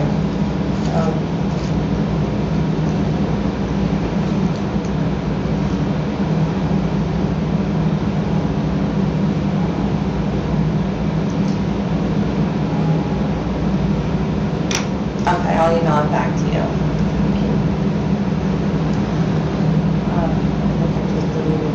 So trees,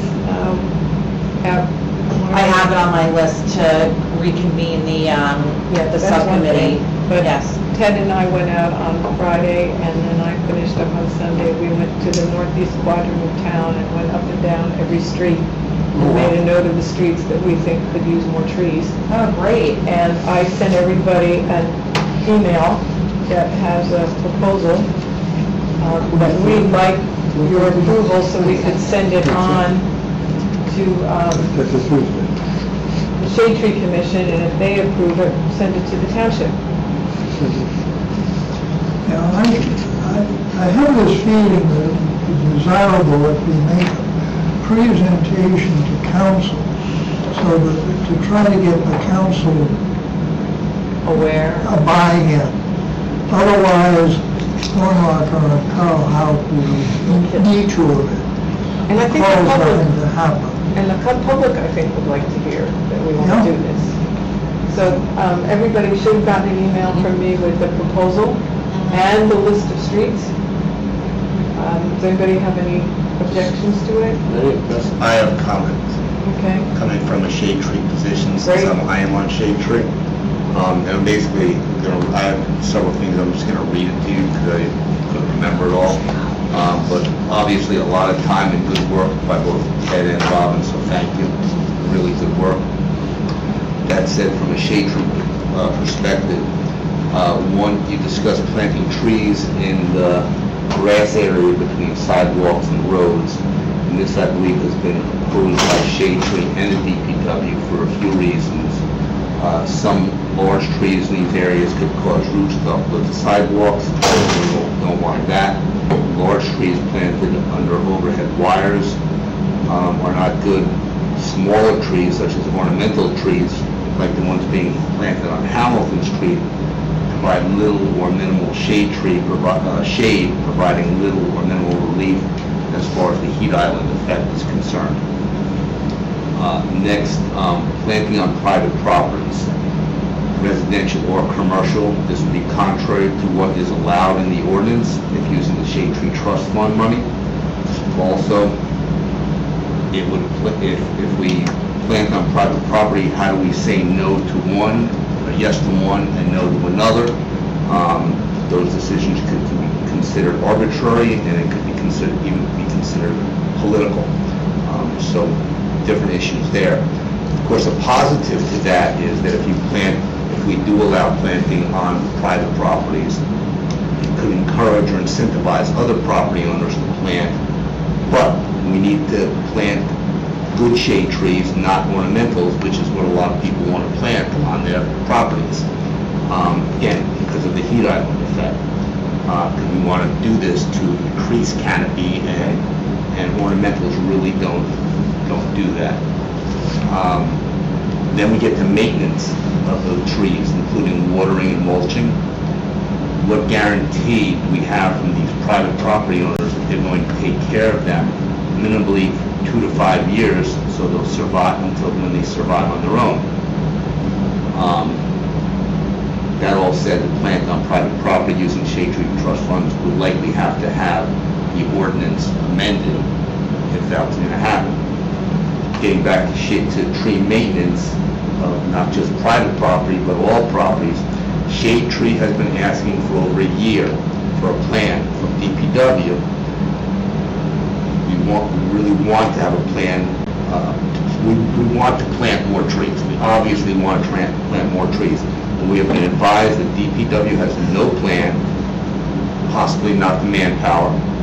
Shade Tree does not want to throw good money after bad to plant trees. We want to know that there is a plan for watering, mulching, general maintenance, and there is no plan at this time. And before we do any more planting, Shade Tree has been saying for quite some time, have a plan. Don't just stick a tree in the ground and let it die. You can go up and down JFK Boulevard and see a lot of dead trees or trees that have been cut down because they've died in drought situations. They have not been watered. We planted a tree at the high school for Arbor Day. We do that every year. We pick a site and we plant a tree. And one of our members has been going out and watering it because the Board of Education had been going out and watering it. We had talked to them. So, if we're going to, again, we're going to plant on Board of Education properties, we need a plan from the Board of Education to say that they will take care of these trees. Or we're going to spend thousands and thousands of dollars on planting trees, purchasing trees, planting trees, and they're going to die. So another potential option is of hiring a contractor just to do the watering and maintaining of the trees, just the new trees, not all the trees in the township, but the new trees. From what I've been told from one DPW person, that I believe that was done for mulching, where they had a contractor do mulching of trees, but that they didn't do the greatest job. So again, if you're going to do that, if you're going to have a contractor do all of this watering and maintenance, then we have to get somebody that's reliable. That said, the list that you and Ted provided, great list, lots of good places. I hope, as long as they're not between the street and the sidewalk, and not on private property, including residential and commercial, because I know you also talked about in the middle of parking lots. When I think of the middle of parking lots, I'm thinking of either residential parking lots in Canal Walk type place, or in a shopping center or something like that. Those are private entities. Well, a specific place we had in mind is the Fire District 3 offices, which is public property, and it's all macadam. And Arnie, the partnerships I mentioned, I'm thinking particularly they're quasi-township properties like the food bank, where there's general public interest in those properties, where we can partner with those organizations. I hope the Shade Tree Commission would look at that as something that... It's not what the Shade Tree Commission looks at. Here, I'll read you exactly... I know what the ordinance says, okay. if you'll let me finish. Go ahead. Yep.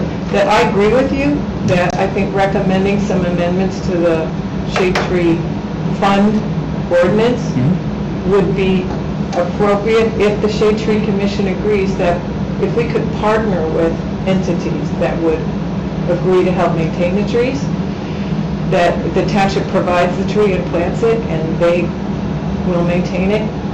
Will they take in the gamble? Will they do it? I don't know that we're worse off than right now just having all this macadam. Well, I mean, I agree with you. Well, when you say there's just macadam, you're talking about blacktop? Yeah. Okay, so then somebody would have to dig that up and make island. Or in some of these areas, it's not macadam, but it's just bald lawn, and there's no shade anymore. Well, that's different. Yeah. But I hope our general purpose came across, and I would be very happy to have Shade Tree Commission tweak it and come up with a proposal that we all feel comfortable with. Yeah, I mean, it's the council that changes the ordinance, not us. I mean, you know. But that could be a recommendation to amend the ordinance, could come from a joint, Right. in a proposal that's joint between PC and the Shade Tree. Included, not-for-profits, as a place where we plant, provided that they agree to maintain the trees. And that would broaden the possibilities somewhat. Right, because the not-for-profits would include houses of worship, it would include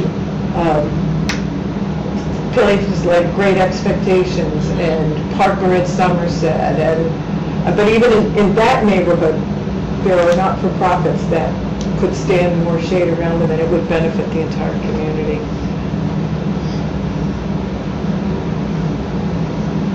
So A maybe lot of it was just, we get to an intersection and see corners with nothing on them.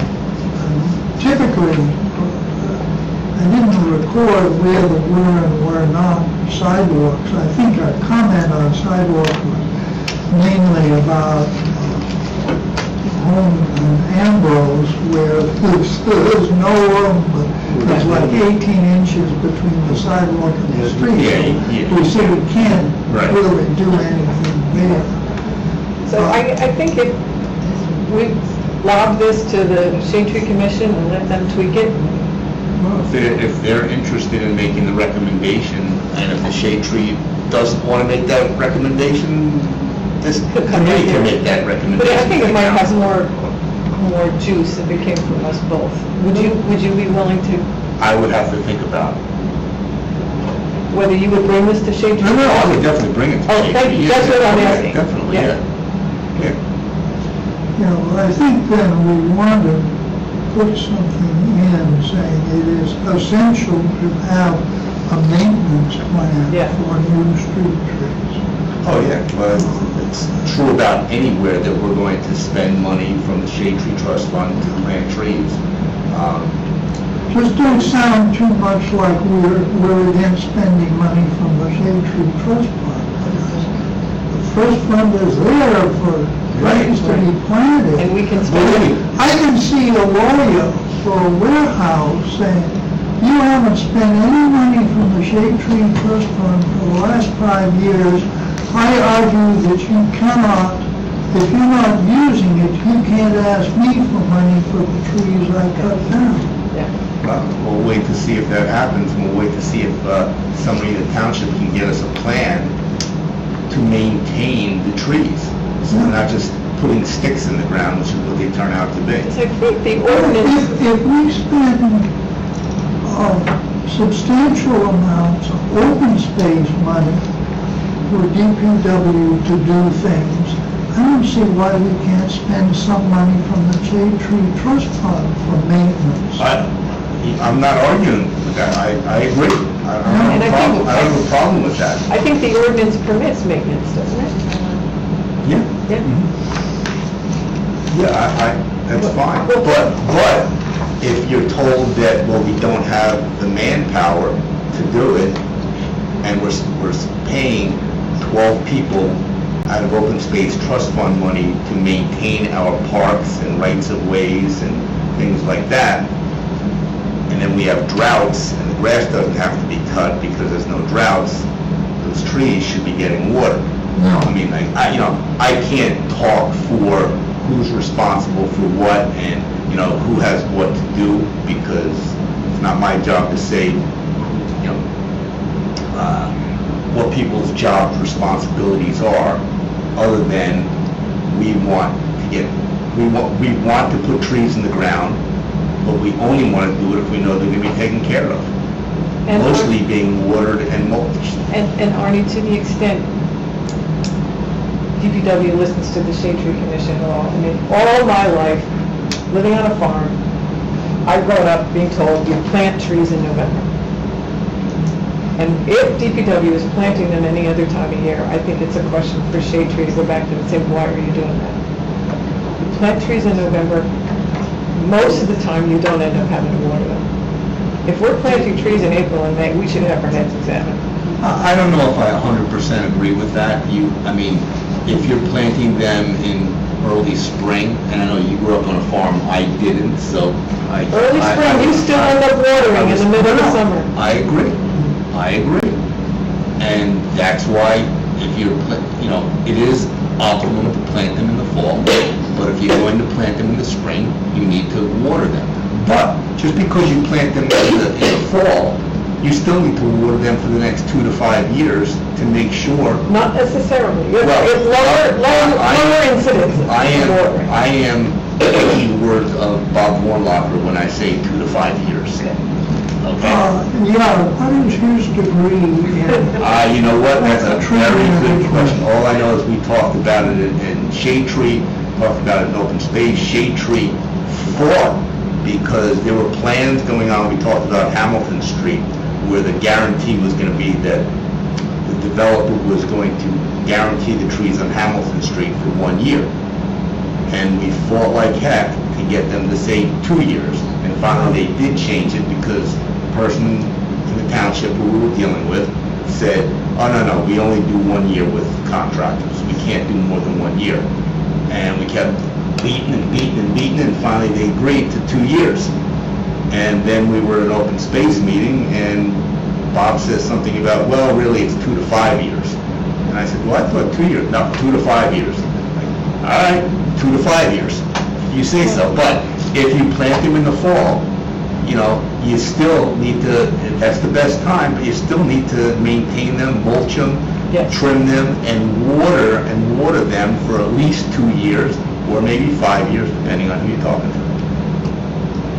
In my experience, you don't have to water trees for the next 2 or 3 years after you plant them. But I would like to recommend we start with this.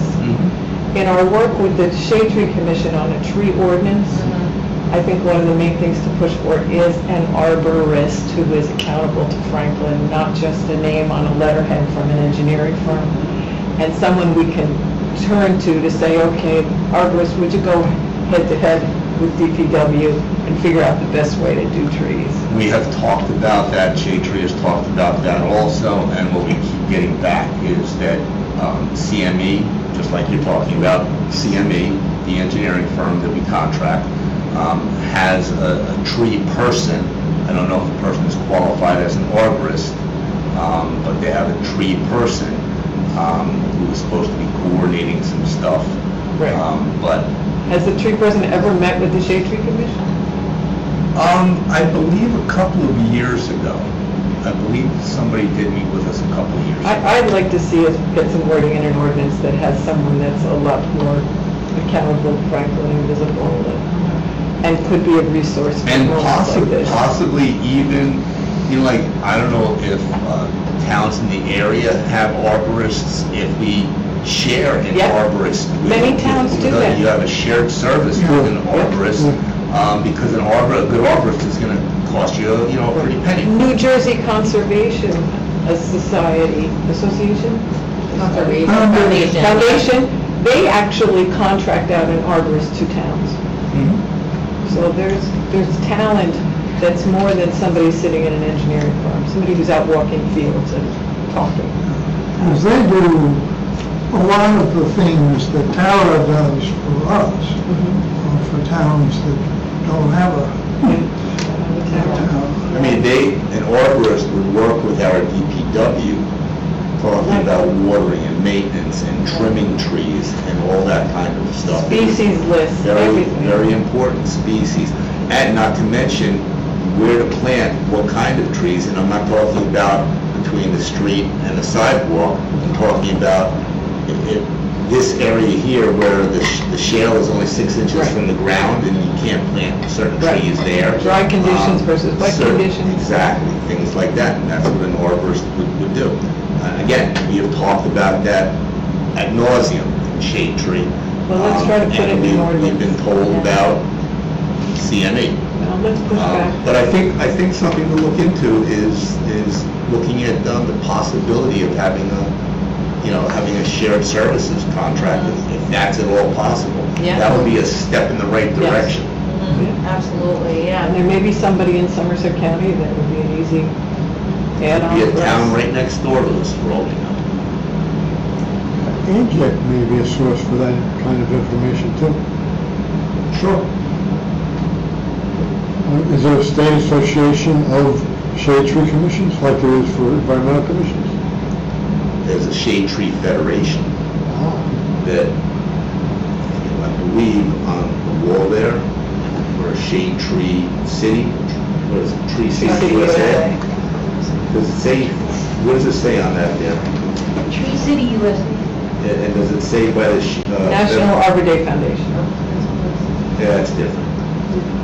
I think it's the Shade Tree Federation. That sounds familiar. Well, Marty, if you would carry that proposal to Shade Tree with welcoming edits, and bring it back to us and see where we go from there. I just looked it up, yeah, it is New Jersey Shade Tree Oh, Federation. okay. Want the Shade Tree Commission to sound positive. We'll have enough problem with negativity from Cornwall. Yeah. Accentuate the positive. We have tried to. Well, I know I sound, what I brought up here was negative, because I'm pushed back on just a couple of things in here. Your list is great, all the work you did is great, but I had to push back on a couple of things. Right. That was my reason, that was what I was so looking at. let Shade Tree make those edits, Mhm. and whatever else they bring up, bring it back to us, and let's see Yeah. where we go together with it. Good. Okay, I think that does our committee reports. Hot topics, you have something? No? I do, yeah. I have something too. Okay. Okay. So quickly, I just wanted to, what did I want to do? Yes, okay, let me get it from here. So, on July 17th, the inland flooding protection rule was adopted by NJDEP, and basically, I just wanted to give you a very quick overview of it. What it does is it actually amends portions of the Flood Hazard Control Act and the Stormwater Management Rule to really achieve a few things that should have been achieved for quite some time. But the main thing is that 1999 data has been the baseline data that's been used to determine flood hazard areas and stormwater runoff and the design storm and all that. So now the current updated data is what is required to be used. So that's one simple thing. That has been updated. Another thing is the design flood elevation. So that's how high something has to be off of like the typical flooding area has now been, for certain areas, the non-tidal especially, is 2 feet. So that is the new design flood elevation. Another thing which I think is very important is that when calculating flood elevations, engineers will now have to also use the projected precipitation for the future, not just the current precipitation, but current or past, but projected precipitation, and DEP does provide some adjustment values to use. So I looked up Somerset counties. So for example, let me just get to it here. I have so many notes because I just was trying to figure out what was the, okay. So for Somerset County, our adjustment value, when engineers do their calculations, and I don't know the exact calculation, but just to give you an idea, the current precipitation adjustment for Somerset County is 1.09 inches, and that's for the 2-year flood, which is, so it'll be 1.09 inches over a 2-hour storm event. That's what the design flood is. The precipitation adjustment for future is 1.48 inches. So that 50% means, increase. yeah, so that means that when engineers are designing green infrastructure or stormwater mitigation techniques, they'll have to design it, it used to be That much 1 more inch. flow. Yes, it used to be 1 inch, now it's gonna have to be Which is designed when a for, green roof would come in really which is handy. so important. There are 6 methodologies now for delineating flood hazard areas. I won't go through them all with you because it's a lot of different ones, but there are different ways to delineate it based on if you have specific data, if you're trying to match topographical conditions, if you have an assumed baseline that you've been working with. So there's all different, it's really for engineers who are kind of preparing these, but they give you 6 different methods, which is great because there used to only be 2, so it kind of gives you some more information. Let me think of what else. I mean, everything else is kind of like the minutia of it, but, oh, here's an interesting point. Precipitation during the 100-year storm is likely to increase between 23 to 50% above the 1999 baseline by the year 2100. So that's just like an interesting point that's in the rule. Precipitation during 100-year storm event is anticipated to increase between 23 and 50% from 1999 to the year 2100. Easily, because the average rainfall in New Jersey up to 1970 was about 40 inches. The average rainfall the last 10 years has been about 48 Right. inches. Yes. That's a huge, that's a 20% increase. It's huge. And it get worse? Yeah. Well, This, didn't this come up at the B9 warehouse meeting? Where Yeah, the calculations. the calculations. this was just adopted July 17th. So it applies, it applies to new and reconstructed developments, not existing developments. So that, for example, is not existing. Right. It's not yet approved, but so I don't know if they have to go back and recalculate or I anything think like when they that. talked about the warehouse, the B9 warehouse meeting, and you guys can correct me if I'm wrong, was that because it was an approved application, That's the, yeah. then... It was deemed complete. It's deemed complete, it's not approved Right, yet. right. I'm Yeah. sorry. So this Deemed was a complete, reason. right. Why these new regulations were held up for so long was that developers and landowners say, I'm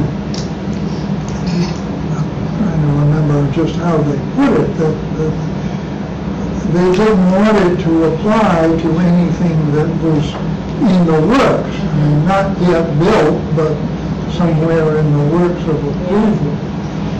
I have to go through and look at the language, because I actually looked for that. Does it say deemed complete versus approved? Because those are 2 different things, but it didn't get into that. Now, it's a 443-page document, so there's a good chance I could have went past it, but I'll look at that. But I think what was talked about last Wednesday was that the B9 warehouse did not have to meet that criteria because it wasn't deemed Because it's deemed complete. complete. Yeah. Yeah. That makes, that makes sense with what my notes would say, so, but I'll double check, but I mean, yeah, they would know. The other last interesting point I just wanted to bring up is that, one really good thing I think it does is that these new rules, they don't incorporate the FEMA requirements for the National Flood Insurance Program, but they align with them. So now, instead of the National Flood Insurance Program having one set of rules for certain elevations and then it doesn't meet like the flood hazard, now they are the same. So, you know, the New Jersey rules don't actually incorporate the language in, but it aligns with all of it, so it makes a lot more sense. So that was one thing I just wanted to bring to your attention. The rule is posted online. Like I said, I think it's 443 pages long, so it's very detailed. But a lot of it's about engineering calculations, but it'll be something good for us. We'll probably see a lot of difference, so. There's going to be a webinar on this. I think it's August 1st. Okay. It sounds to me as if it'll be too technical for Yeah. such as me, but I sent an email to Carl House, and I hope somebody in the town, in DPW attends this webinar. Yeah, that would be helpful. I'll look into it too and see, but yeah, it's very technical, but I think it's needed, and it is incorporating climate change And it's into forward-looking. regulations, which is important, yeah. Yep. It's forward. What, can you quote me again, what was that expectation of increase for the 100-year flood? It's between 23% and 50% from the 1999 baseline to the year 2100. They went from 1.09 to .149. Close. 1.49. Yeah. In the 2-hour storm. So an increase of between 23% and 50% from the 1999 data basically that we have to the year 2100. Probably underestimating what it's going to do. You know, that 1.09 to 1.49, we had dinner last night with friends of ours, and he's the president of the fire company in Washington's Crossing, Okay. where they had 11 inches Yes, of rain in yes. a couple hours, and they pulled 5 people out of the water, 5 bodies. He said, you can't imagine, and this is not the river, these are just little local creeks that just swelled enormously and carried people away with it. That's terrible. It really is. Yeah, this rule I think is a long time coming. From Upper Makefield Township to Lower Makefield, it was just this one little square where this microburst came down with all of this water. Yeah, that's Because incredible. I was away that weekend, I was up in Connecticut, but when I got back, my rain gauge had 5 inches of rain in it, which I can always look up and see everything in the area, which was actually the highest in the area. And it looked as if, you know, generally people had reported, say, 2 inches Saturday and 2 inches Sunday, and must have had to go out in the pouring rain for the 8 a.m. Saturday measurement. In these 2 townships, they got 5 inches in 45 minutes. Wow. And that's just over there. I mean, it's not like it's across the country. It's Yeah. just over there. But this is good because we may see some changes coming in our, green infrastructure that gets proposed. Right. We'll probably see that what is proposed will probably have to be a little larger, a little deeper, different types. So I think it'll be, And maybe green roofs. yeah. Under hot topics, it's something I've wanted to pursue for a long time, and then listening to our neighbors talk about the idling. I'd really like us to, as a commission, see if we can pursue citizen reporting of idling. And we have, just as a family, asked Lou Raynone what he thought about citizen reporting, and he said he doesn't see a problem with it, we just would have to develop it. Now, New York City has it. Because how else does Jane Q. Public get the county there in time to see the tractor trailer out in front of their house? But if you have it on your phone, and you get 3 minutes of idling, and you can upload that on a website to the township or the county. To the county, probably, yeah. And I also wonder, reading through Gotham, they don't use the county health department for enforcement, it's the police department. Why do we have it, the county health department? Is that the right enforcement authority? If it's going to be such a problem for Franklin Township residents, should we be moving that reporting authority to be closer to home, something more responsive? Can I comment on that? Yeah, please. Okay, so each county, each of the 21 counties has an environmental group. I worked for Union County for 30 years. One of our responsibilities was monitoring idling. There were the last 4 or 5 years that I worked, they really upped the ante. They gave us extra grants to do idling surveillance early in the morning, mostly between like 6 a.m. and 8 a.m. because that's when a lot of the trucks are starting up their engines or at the 7-Eleven or something like that. Right. So that's why the county is involved, because they're getting money from the DEP to do that. That doesn't preclude the police from responding and doing it also. I always talk about the county because I know that's a specific, Right. very specific program I'd say there's 21 counties. I don't think every single county has done it, but I do know that Somerset County does it. Okay. As to what the police will do with it, I can't tell you, how they'll respond or what they will do when they're called for something like that. Is that a conversation we could initiate with Warnlocker and ask him how we could do that? Because I think for all of us, the fact that of calling the county while we were all willing to do it leaves us very discouraged. Well, the program for the county, the surveillance program, what it is, and I'll talk about what we did in Union County and what I believe other counties that are doing this program do. They have a list of different places. And one of them hopefully would be this 7-Eleven or other places that we know that there's idling going on. And they schedule, let's say there's 30 places on the list. They can't go to every place every day, but we did it 2 or 3 times a week. My staff did it 2 or 3 times a week. Not all counties do it 2 or 3 times a week. Some might do it once or twice a week. And they just go on a rotation basis from site to site. And, they'll sit there, they'll go at 6 in the morning and wait to see if idling is going on. And if we get a report from somebody that it's been going on a lot, well, they go to the top of the list that we know it's been going on most recently at this site. That's the way it's supposed to work, but I can't speak for exactly how it's done So at different places. that works well. But I don't think the police are going to want to sit someplace No. for 2 or 3 hours at a place. But I think they, I don't see any reason why they can't be involved in it, but 'Cause that's I something to could- discuss with them. There's sort of 2 different issues here. Doing surveillance, which I could see could be very, very effective, sitting and being in one spot to see what's going on.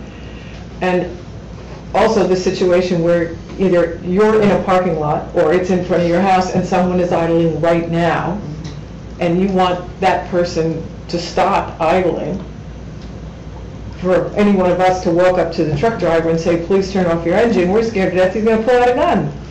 Well, when we But if you can call a policeman. well, I'll tell you this, when we did it, it wasn't just one person, there were 2 people at a time. Yeah. Because of the same thing. We just, we didn't want one person walking up to a trucker Right. at 6 in the morning and possibly even waking him up or her up.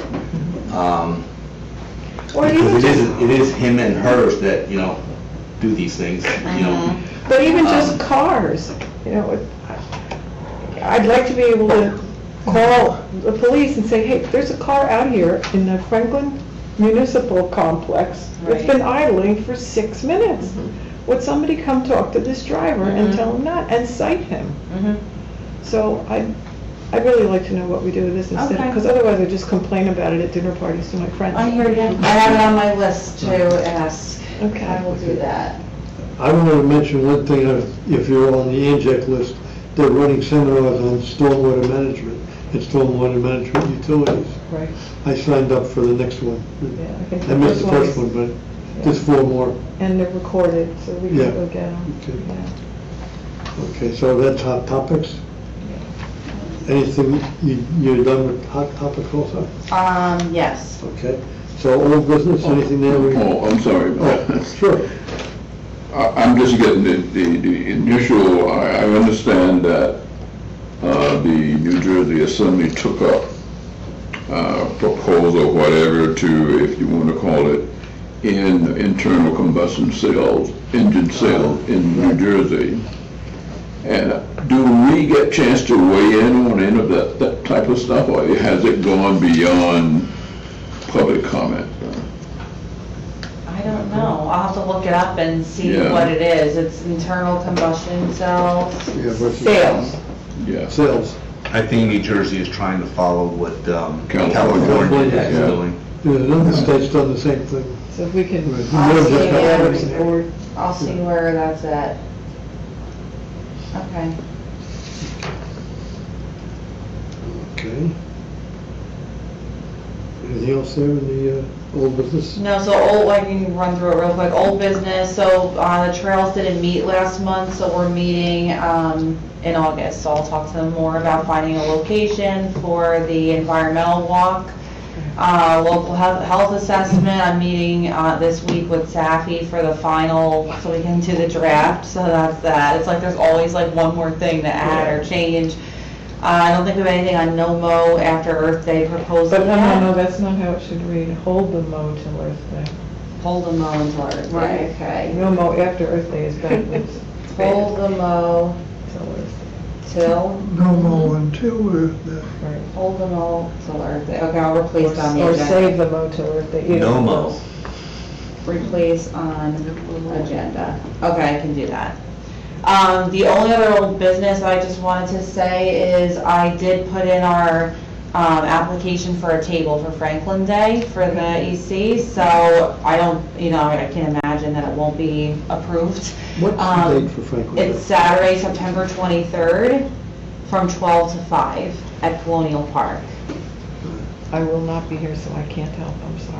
That's okay, but I figured I would let you all know now so that if we have Yeah. things we want to have there, but I did put our application in, so we should have a table. I just don't know exactly where it will be or anything yet, but just Well, kind of. usually it's under the municipal tent. Yeah, we're Yeah, gonna it take said, it. it's, oh, lot C. I still have the banner. That's we won't specify, yeah. Yeah.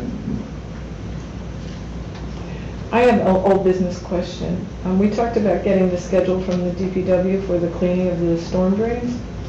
Oh, yes, I haven't gotten it yet. I'll follow up.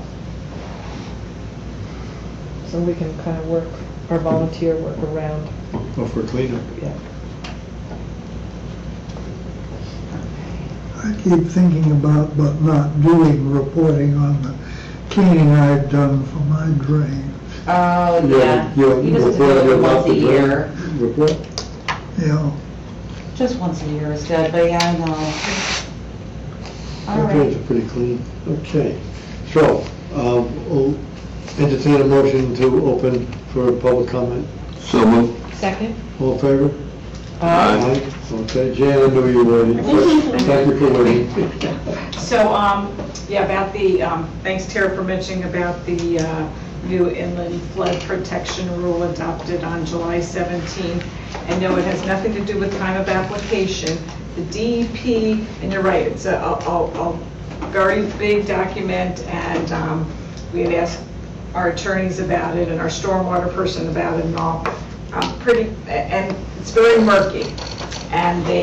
But municipalities can decide how they're going to approach things. However, in the document, it does say anything that's been decided by DEP, let's say there's a development that has not been approved yet, but the DEP approved instances on it, wetlands or whatever, that can't be changed. But as far as stormwater basins and things like that, has nothing to do, there's nothing that says in that document about time of application, that it's really according to municipalities. So there's it's kind of- discretion?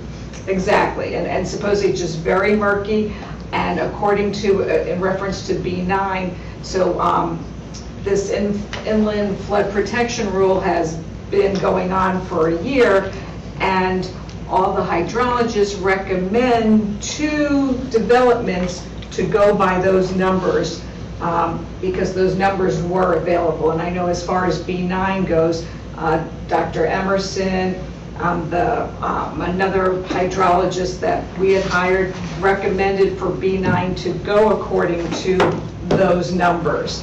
And so that's the situation when it comes to that, but definitely the time of application is not a done deal when it comes to those, and especially if we're talking about an 11.5-foot dam,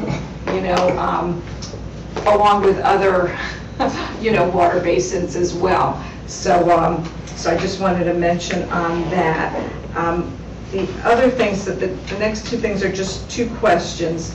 I had seen on the planning board that there was something from Canal Walk, and you kind of mentioned, so if you could just explain what that is, and I was surprised to see it had the developer's name and attorney on it, but if you could describe... Peter's name too, yes. Yeah, if you could describe exactly what that is that Oh, okay. you know, what's going on there, because I looked it up and I couldn't Could you understand it. do that after the meeting? Sure. We already Sure, went through that? absolutely, Okay, yeah. thank you, yeah. Yeah. Yeah, nothing Yes, urgent. I'll And show then you. the last question I have is, and this was, I was just reading the minutes from last time, and it says that that there was, that B9 wants to extend the sewer to serve the B9 warehouse. And I might be mistaken, but I remember reading some environmental report that the commission, I think that you all did, and it had to do with scenic corridors and a sewer extension. And so I could be remembering wrong, I could look it up, my phone is out of juice, but that maybe sewer extensions weren't recommended in scenic corridor district overlay. So that was my question there, and if you don't know that answer, you could get back to me about that, because I could probably look it up more so when I get home. But it says that they're requesting that, and I just remember maybe that's not recommended in certain areas, and I don't even know what it is, so. But would that also affect flooding and whatnot? I don't know. Yeah, I'll have to look it up and see. I know they put through an application to DEP for a treatment works permit. That would be for the sewer stuff, and that has to be approved by the DEP. That we got a letter on. This one says that and this was from the minutes again, that a letter from Dynamic Engineering notified us of plans to extend the sewer to serve the B9 warehouse at Schoolhouse and Metlers Road. Yeah. The extension will only, and presumably, the next warehouse to the east has the sewer up to there, so it's not a very large Right, well, I'm just extension. talking about in relation to scenic corridor district overlay, because I just remember, and like I said, I could be wrong, I haven't, I just remember reading something about sewer extensions, and it was maybe in an environmental commission report or something. Our last report, which is dated for the last plans, March 23rd, 2023, the only thing we say is that we don't agree that the proposed project meets the purpose of the scenic district overlay. It's designed to protect natural vistas, open space farmland, achieve consistency. But we don't say anything specifically about the septic, I'm sorry, the sewer extension. I don't remember writing anything about a sewer extension in one of our reports. I'm not sure that came from us. Yeah, so that was the only thing that came from us in terms of the scenic district overlay, but not specifically for sewer extension. Right, yeah, this was just the minutes. Yeah. So I'll look it up. Okay. Yeah, thank you. Okay, if there's nothing else, I'm going to close the... Oh, yeah, I have two quick things. One is for the citizen reporting for the idling that they do in New York. Ed Potosnik is really very hot on this. He likes this idea a lot. However, in New York, the people who report get paid. Yes. $75 a submission. Who do they submit it to? To go to the police, the health department? It's a city website. You can go online and see what the reporting website looks Yeah, like. but I'm just wondering, how we would do this, since we're not a big... They haven't come to that yet. They haven't figured it out. If we develop it, I would think we'd have an online portal, Yeah. much like this, and the way that those people, I believe, they get paid, it's a percentage of the fine. So the fine money comes in, and then out of that fine money, the reporter gets paid. Okay, that's good.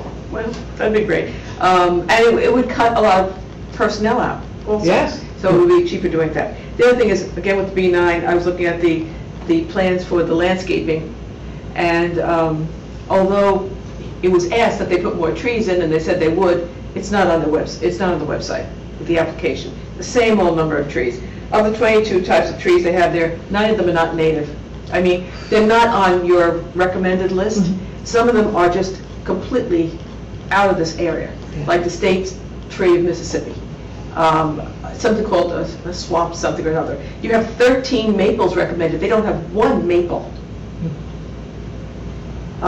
It kind of concerns me that maybe when somebody puts in an application, they should be handed a list of the recommended trees. Well, I It would save them trouble and would save us trouble. I have a feeling this landscaper is putting in whatever the cheapest trees are, or whatever he finds is available. And I know Ted agrees the white pines that he wants to put in, gotta go. Can't put white pines in. There's been comments back from CME that a number of the trees they propose putting in are not available in this area. That's one reason why the profile shifts. Yeah, but one of the things the landscaper put out there was, oh, we don't have to maintain them for a long time because they're all native to this area. Well, if they're not native to this area, maybe they don't have to require, the requirements for their growth are not what we can provide through nature.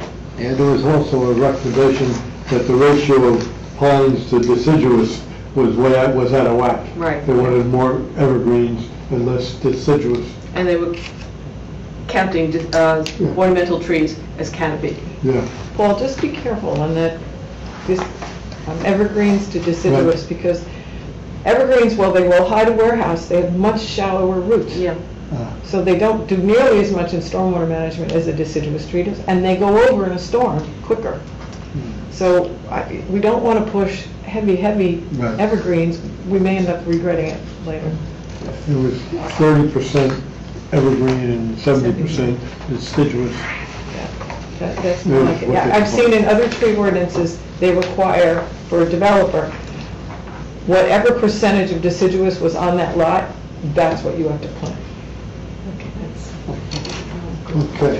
I have a comment. If this is a tree city, why did all the P residents on my street come in and cut down perfectly good trees? Because they didn't want to clean up the leaves. And what did they leave behind? A dead tree. We lost a lot of trees when idling trucks were sitting at 7-Eleven.